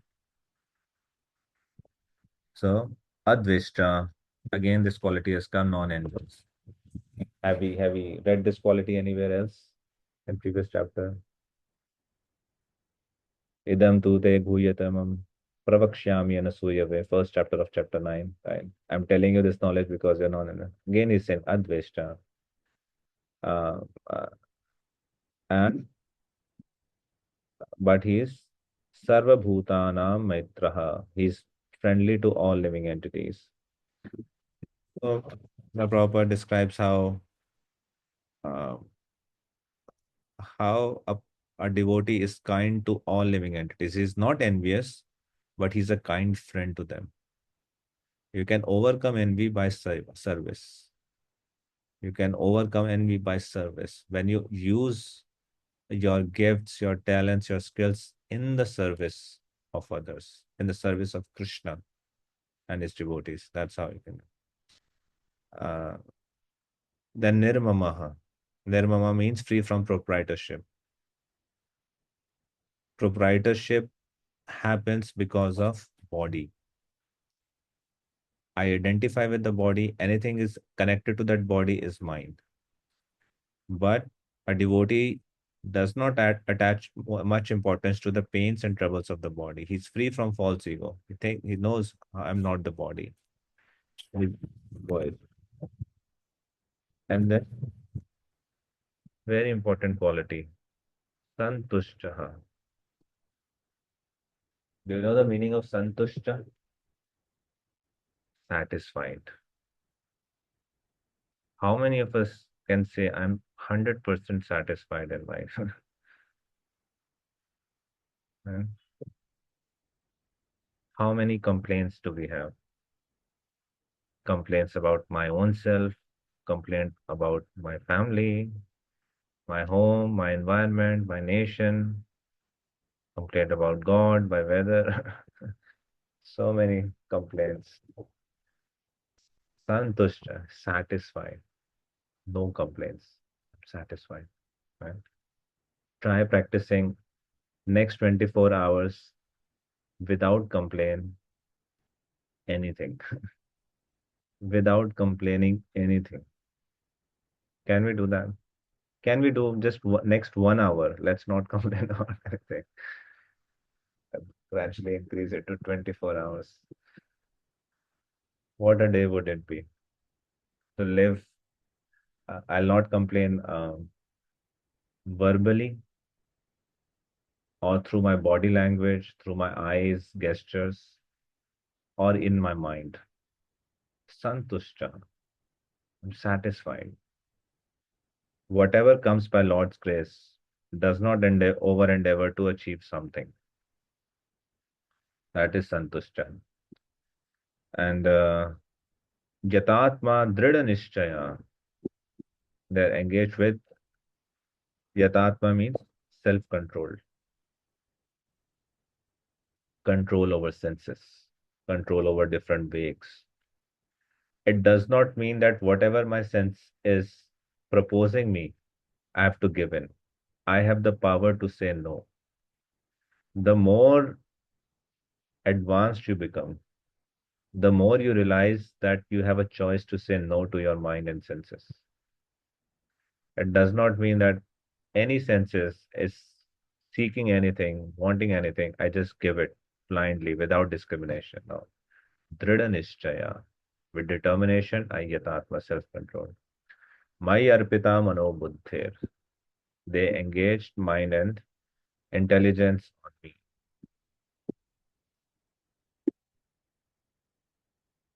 Even is it possible? Living entity does not cause distress to other. But if someone is causing distress to the devotee, they are not disturbed.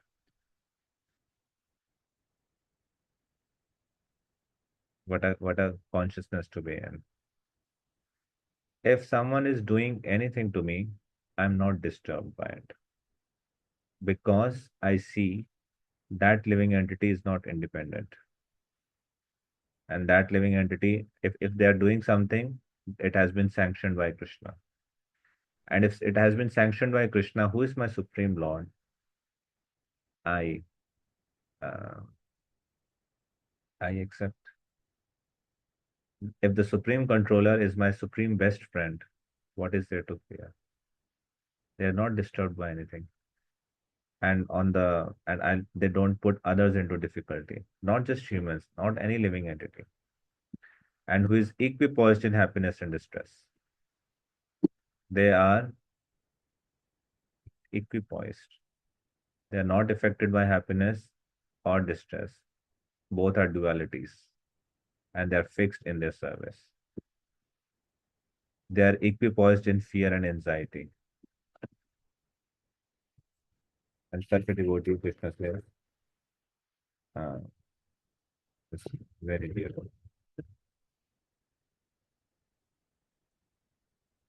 These qualities, choose one quality that you would like to practice. See what quality is calling you. What quality do you feel most inspired to cultivate? If I'm following devotional service, all of these qualities will manifest in me automatically if I'm following the process of devotional service. So oftentimes,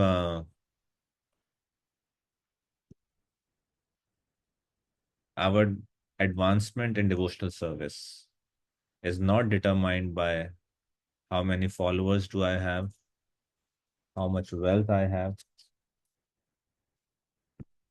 or my beauty, or how many verses I have learned, how many degrees I have. It's not dependent on that. how many qualities? These are the parameters. How many qualities am I developing, which are manifesting? These are qualities of the soul. The more you go on spiritual platform, the soul start exhibiting these qualities. Okay, someone please read this purport, the last verse. Anyone who has not spoken or read so far, please read. This will be last reading of this unit.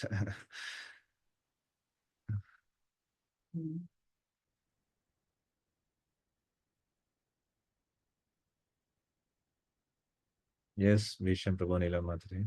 Listen. I have to read only purport or the translation as well. Purport.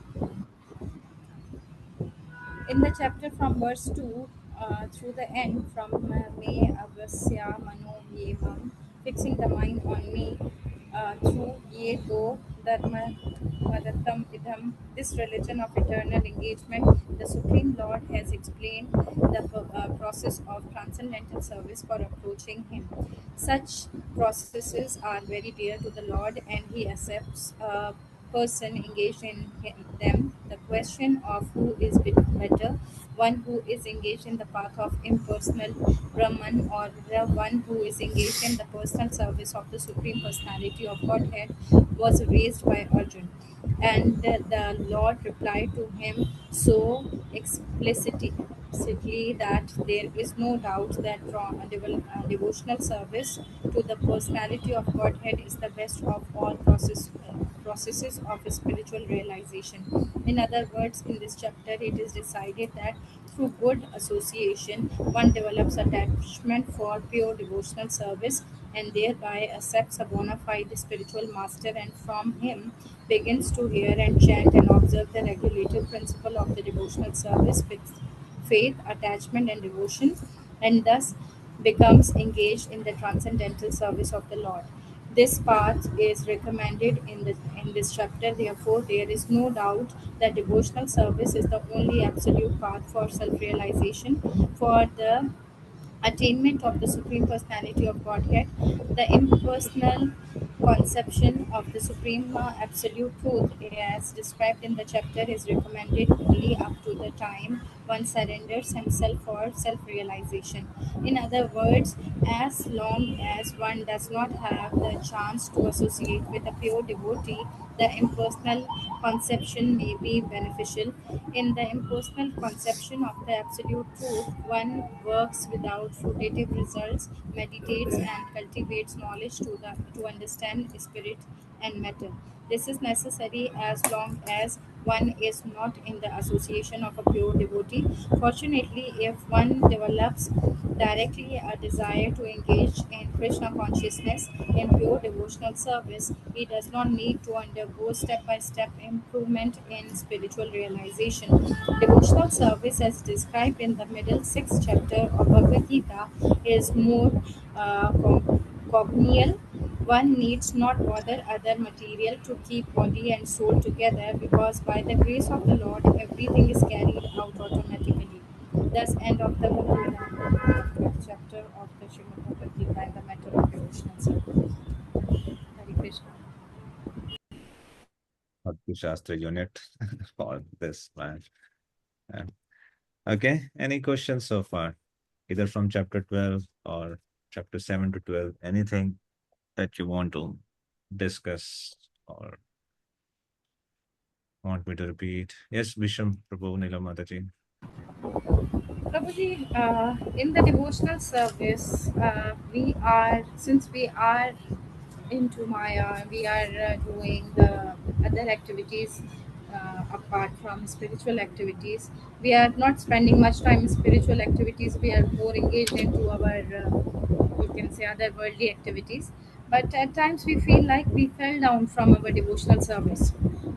Sometimes we feel that we are, sometimes I feel I'm having that regret in myself that I'm unable to perform my task or duties in a right way.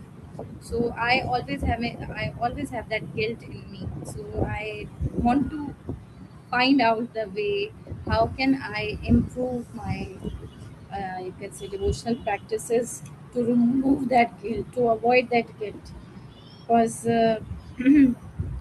sometimes fulfilling the responsibilities as a grasta and doing the job and everything, it is like I'm just getting way of it.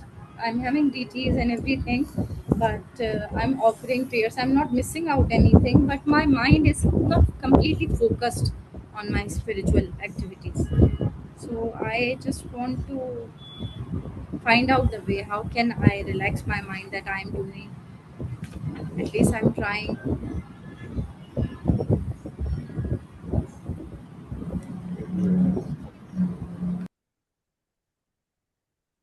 Hare Krishna. Mela Mataji. Hare Krishna. Would you be open for? Would you be open to answer one question in response to this? Would you be open for one more exercise for this? And through that exercise, I can answer that question. But I want to understand if you would be okay. I can't get it from I want to ask a question. Would you be open? I will be asking you to do something. Would you be uh, would you be open to consider that? Sure, sure. It's a visual. You have to visualize. So let us say you are living your best spiritual life, the way you want to live. As for us, let us assume it's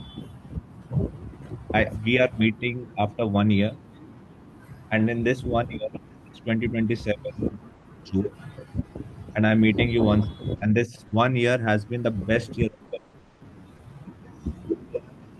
which is absolutely guilt free, and you have practiced devotional service the way you have ever every time wanted. Okay, can you visualize that? And if I ask the question, okay, can you describe your last 1 year to me? How would you describe it?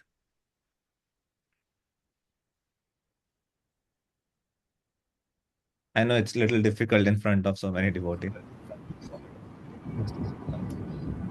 I wanted I always visualize if I'm comparing my previous self to now, I can say I have done something at least. I'm trying at least. I'm not able to, you can say, come to the level. Every time, whenever I'm trying to do something extra or with my full dedication, I think so. I am still lacking something. okay, I so don't know now what is. now I'm asking a very different question. I'm meeting you You after are. 1 year. Okay? I'm meeting you after 1 year and assuming your last 1 year has been the best year of your life. Yeah. And you have lived your life in a way that is absolutely guilt free, and you can think anything, you can dream anything. How would you describe? If anything is possible, how would you want your spiritual life to be? You are particularly talking about the devotional practices. Anything. This is your best life. Anything. Yeah. The only criteria there is no guilt.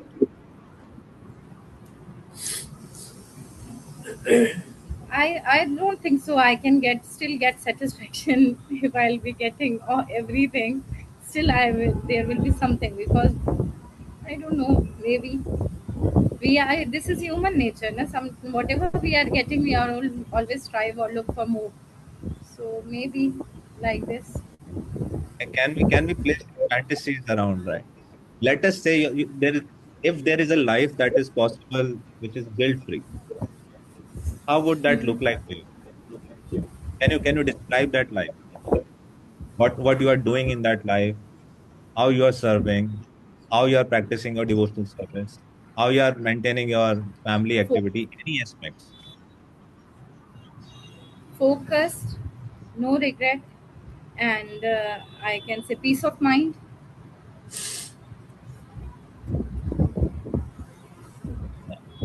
So, oftentimes when someone starts practicing spiritual life, one often struggles with emotions like guilt, shame.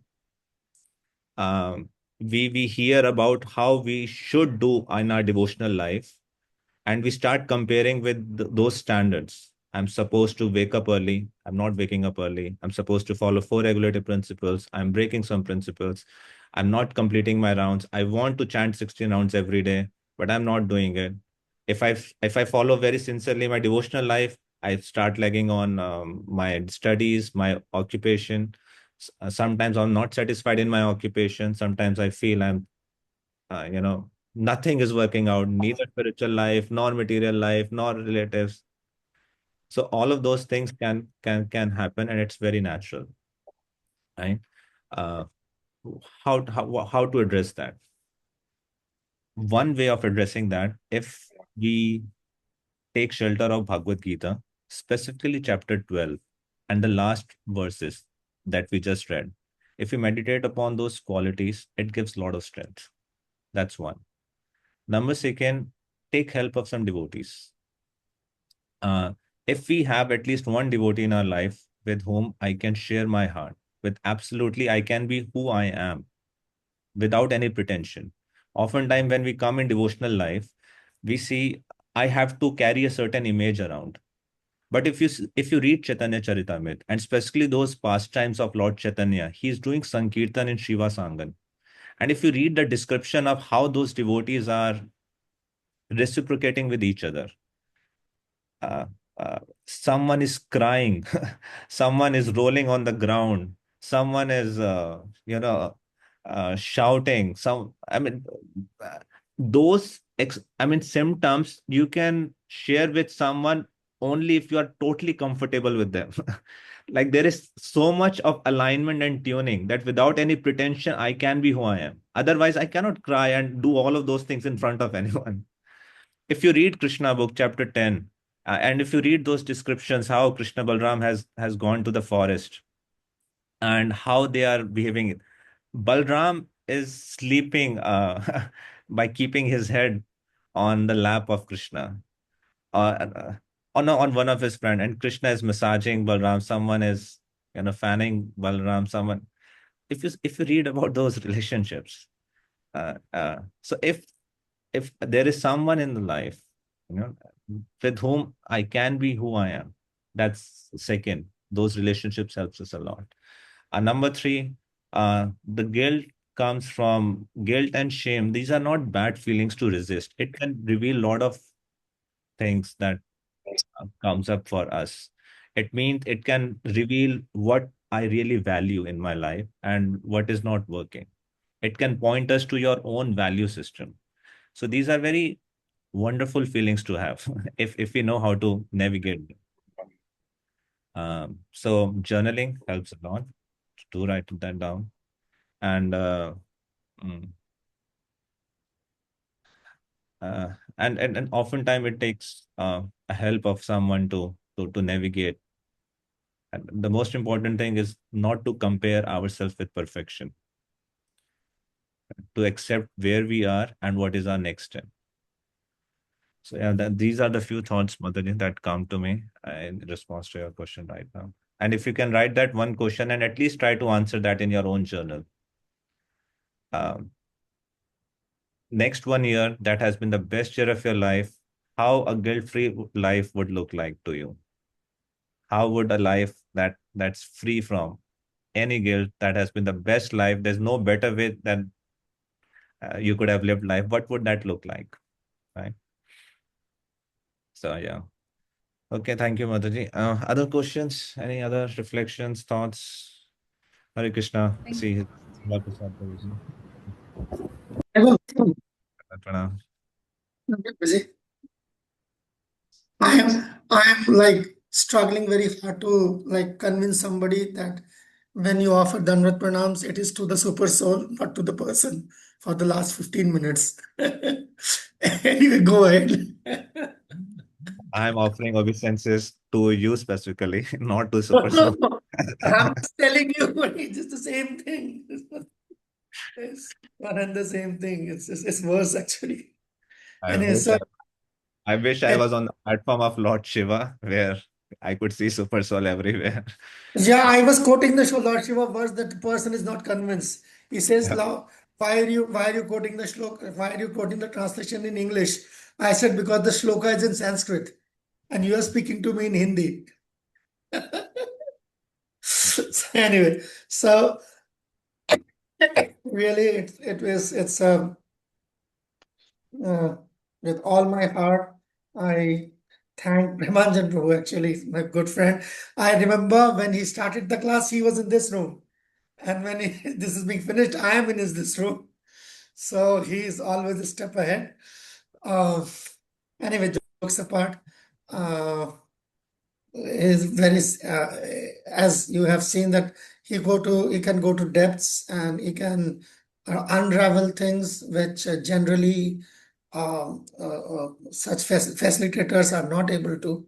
So I was just hearing that discussion also and a part of some of the lectures like while I was uploading. So I thank with all of my heart to Premanjan Prabhu sir that he like agreed. Actually, it's not easy for Premanjan Prabhu to like navigate so many things, and still he found out the time for us. It's our honor, actually, great honor. Thank you, Prabhuji. And like I have only one request. If these devotees approach you in any course of time, please give them your association. You are very much liked in Pakistan. That's a fact. I mean, maybe the Pakistani devotees will tell you. So, yeah. So, contrary to what you believe, you're very much liked in Pakistan and you are not a stranger in Pakistan. So, please, if the devotees approach you, I earnestly, with my folded hands, uh, request you so that please. Thank you so much, Prabhuji. And I think it's only because they have seen me through you. If they see me and directly, all fondness, likeness will go away. They have, but, but thank they you have very seen it. kindness and sharing this.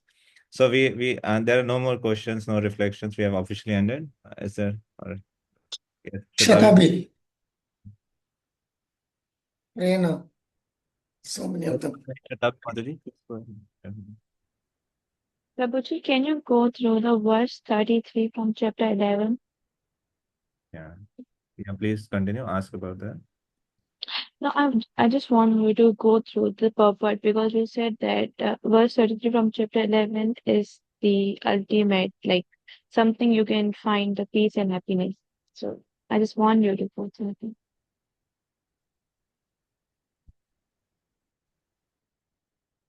Oh, did I say that? Yeah.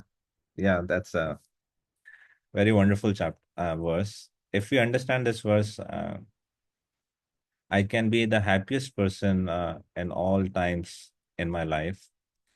And if I don't understand this verse, I can be the laziest fellow on earth, misusing this verse. And specifically the last line, Nimitta matra bhavasavasachin. Tasmat tvam uttishcha yasho lavasva jitva shatrun bhungsva rajyam samriddham mayye vaite nihita purvam eva nimitta matram bhavasavasachin. So, so what is your question exactly on this? You want me to explain this verse or what? Explain this verse, right? Yes, Prabhuji. So, tasmat means therefore. After Lord Krishna in previous verses, uh, just a second.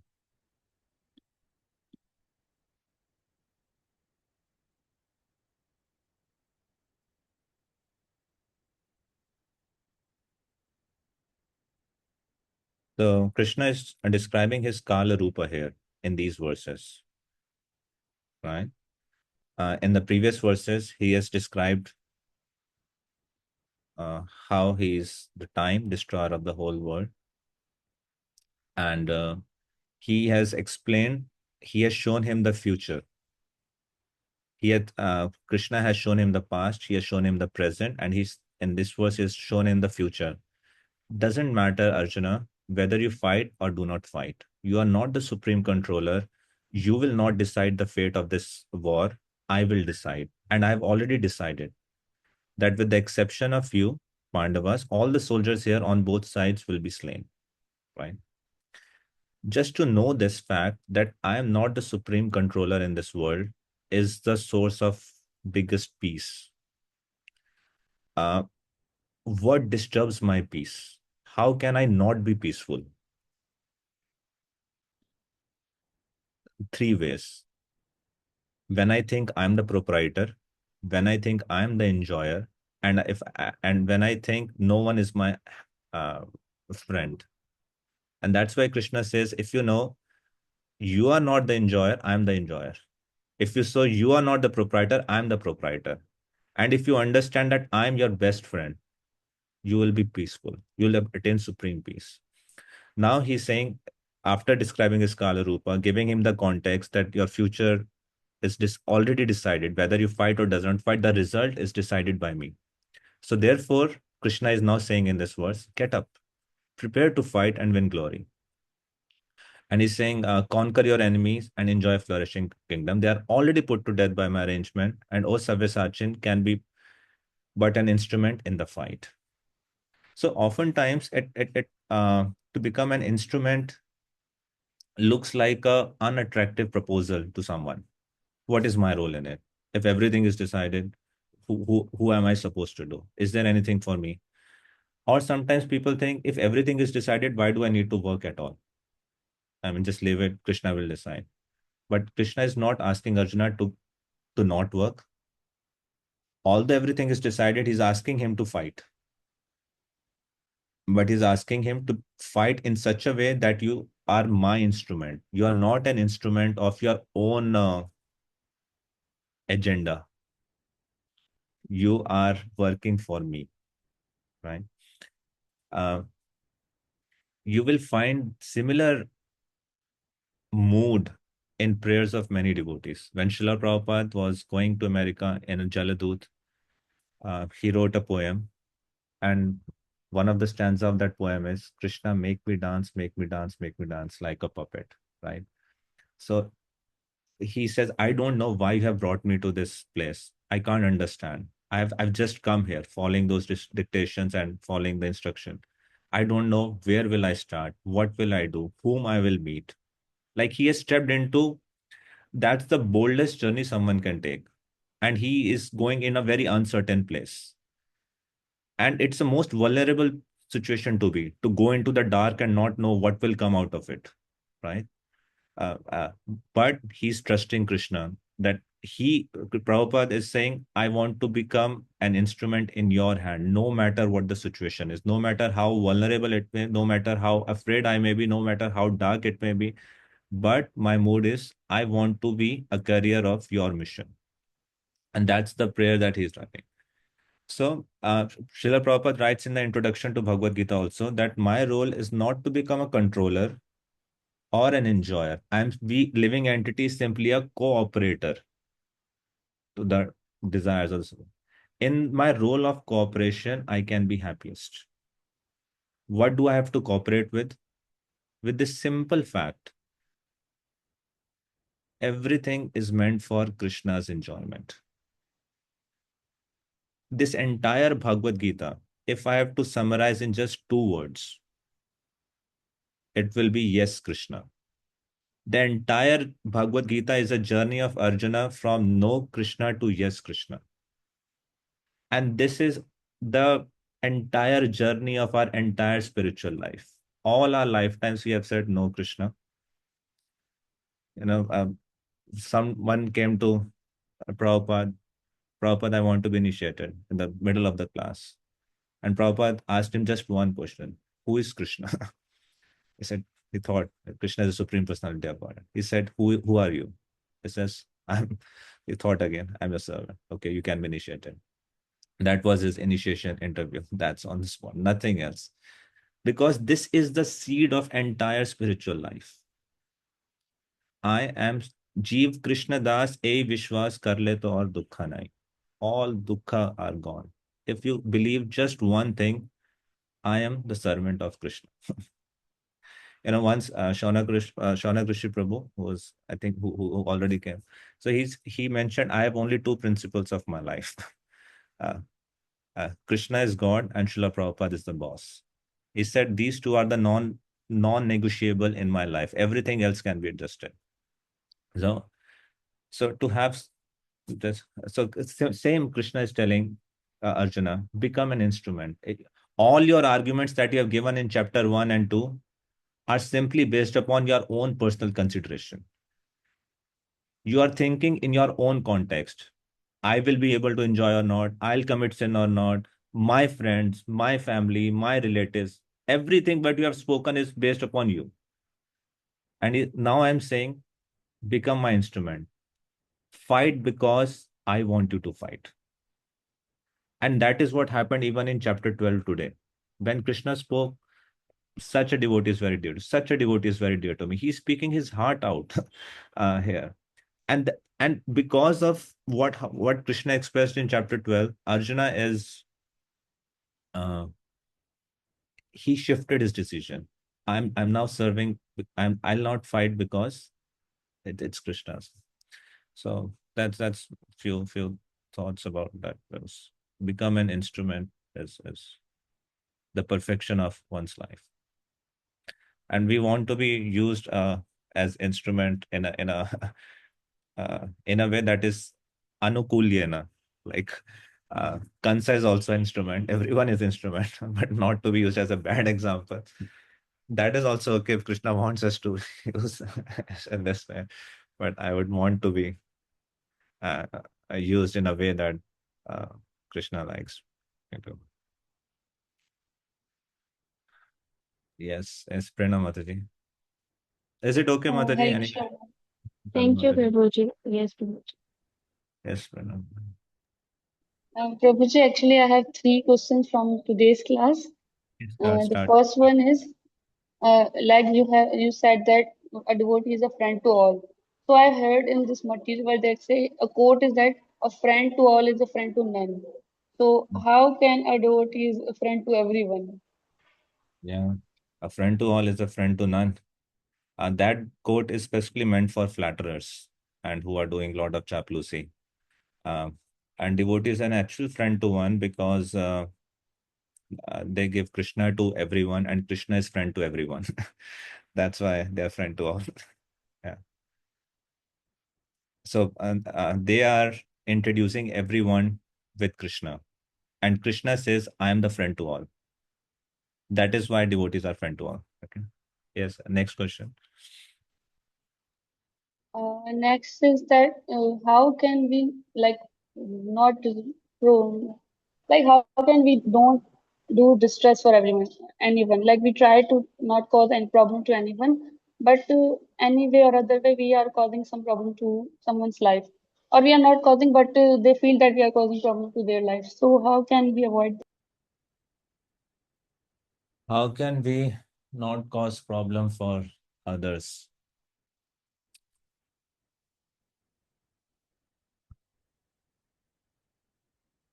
I don't know. uh, a doctor may give injection to a children, and children may think this doctor is cause of my all problems. Is giving me so much pain. But the pain that is given by a doctor to a child is actually meant for his welfare. Similarly, there are pure devotees and there are no enemies for them. And they are anything that they're doing for their benefit. They are the best friend of all living entities. Yet, those who cannot perceive the activities of devotional service may think that he's giving me trouble. If you're causing kirtan, if you're doing sankirtan on roads, people think what kind of disturbance they are causing traffic jam. You're giving anything you do in this life, people will pass comments, may not understand. But because devotees are always giving Krishna to others, and Krishna is all good, they are acting as their best well-wishing friends. Even if they are not able to realize today, they will realize in due course of time. So simply by seeing, simply by having the darshan of devotees, people get delivered. So they are not causing trouble to others, and it takes a certain time to come to that stage. Dhira Dhira Jana Priya Karo. The Rupa Goswami, Sanatan Goswami, all the 6 Goswamis, they were priya to Dhira and Adhira. Dhira means to are self-controlled, Adhira who are materialist. Because Nirmatsara, because they were free from envy. So to the degree you become, the heart becomes free from envy, to that degree we will not cause trouble to others. That's the parameter. And this parameter comes again and again. Adveshcha sarva bhutana, maitra karuna evacha, idam tute guyatama, pravakshyama anasuyave. Adharma projito katavatra, parama nirmatsaranas. Again and again this topic. So I think to the degree my heart becomes free from envy, to that degree I'll act. And to how will heart become free from envy? To the degree you will revive your relationship with Krishna, and you will be secured completely in that relationship, to that degree you will be free from envy, to that degree.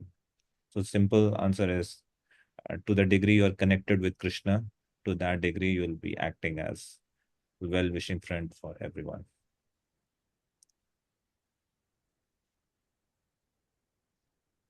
And the third one is how can we stop complaining? Like we are never satisfied by anything.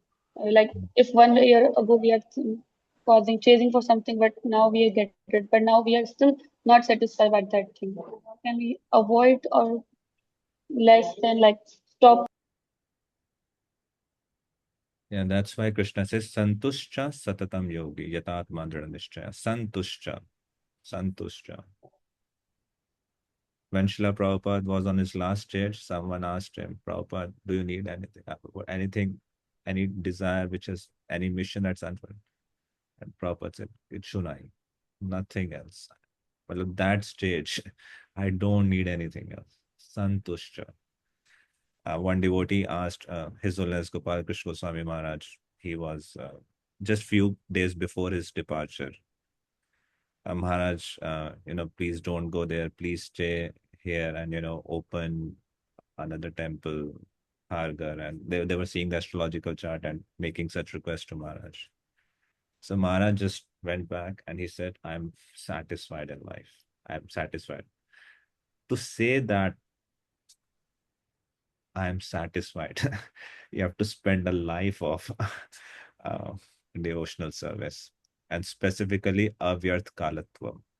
To the degree we waste time of our human life, to that degree our heart and mind will be unsatisfied. To that degree you are focused and you are not distracted by bhogeshwarya prasaktana taya pritichetasam, by sense gratification. To that degree we'll feel satisfied. To the degree we'll perform tapasya for higher purpose, for divine cause. Tapo divyam putraka yena satvam. To that degree we'll be happy and satisfied. Bhukti mukti siddhi kami. To the degree I become free from the desires of bhukti mukti siddhi kami. To the degree I'll become selfless in my life, to that degree I'll be satisfied. Anything for my own self will cause me dissatisfaction. Anything I'm doing it for others, it will cause me happiness and satisfaction. And that's why Lord Shiva says, Tapyante lokatapena. Jana Purusha is saying the highest method of worshipping the Supreme Personality of Godhead is to voluntarily accept troublesome situation voluntarily accepts suffering for the benefit of others. That's the highest method. That's the like epitome of worshipping Krishna. So how not to complain? In simple words, if we can start by just practicing. Can I not complain for next 15 minutes? That's it. Set a timer. Next 15 minutes, any thought, whether I'm complaining of my own self or I'm complaining of others, I'm complaining. Can I do that? Just to practice. And also, it is not always wrong to complain. Sometimes we think, for example, Krishna sent Akrura to Hastinapur to go and assess the situation of how Dhritarashtra is treating Pandavas. And when Akrura went, he met Kunti there, right? And Kunti and Vidura were there. And Kunti starts crying and crying and crying. And she was speaking how she's being treated here, how her sons are being treated here. So that was not complaining. Like she was speaking the reality. She was sharing her heart, right? It's not wrong to do that. It's not bad to do that. But to do it all the time at all the places and not do anything and to think I'm the victim, I'm a bichara, that's unhealthy. And then I should understand if there has to be a very truthful exchanges between someone. I'm going. So just that. Just maintain that balance. It's not about suffocating ourselves and it's not taking to the other extreme. Okay, thank you. I was just thinking, that vow of not complaining maybe for 15 minutes or a day, it just the Purushottam Mass just ended, right, today.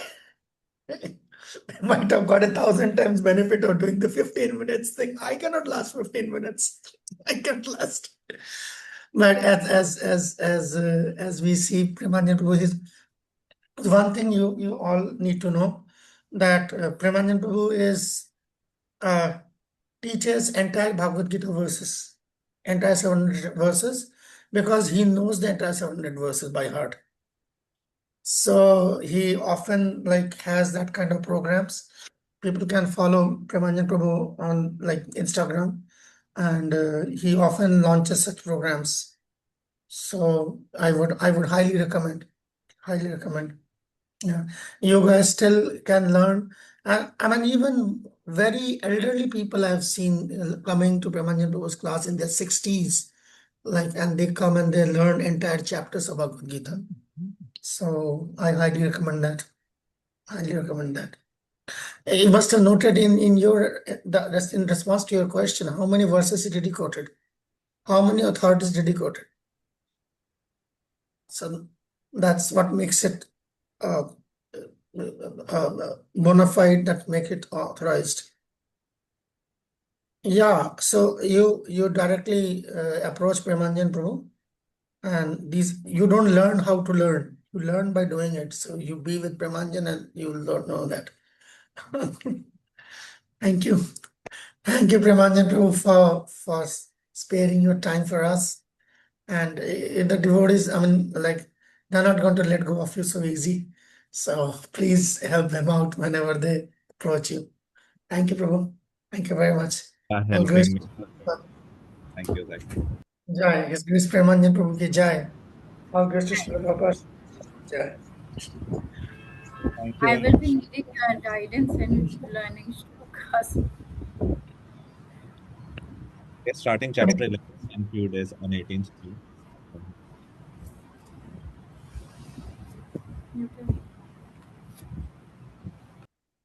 Okay, thank you very much. Hare Krishna. Krishna. Hare Krishna, Prabhuji. Hare Krishna. Hare Krishna, Prabhuji. Hare Krishna, Prabhuji. Hare Krishna. Thank you.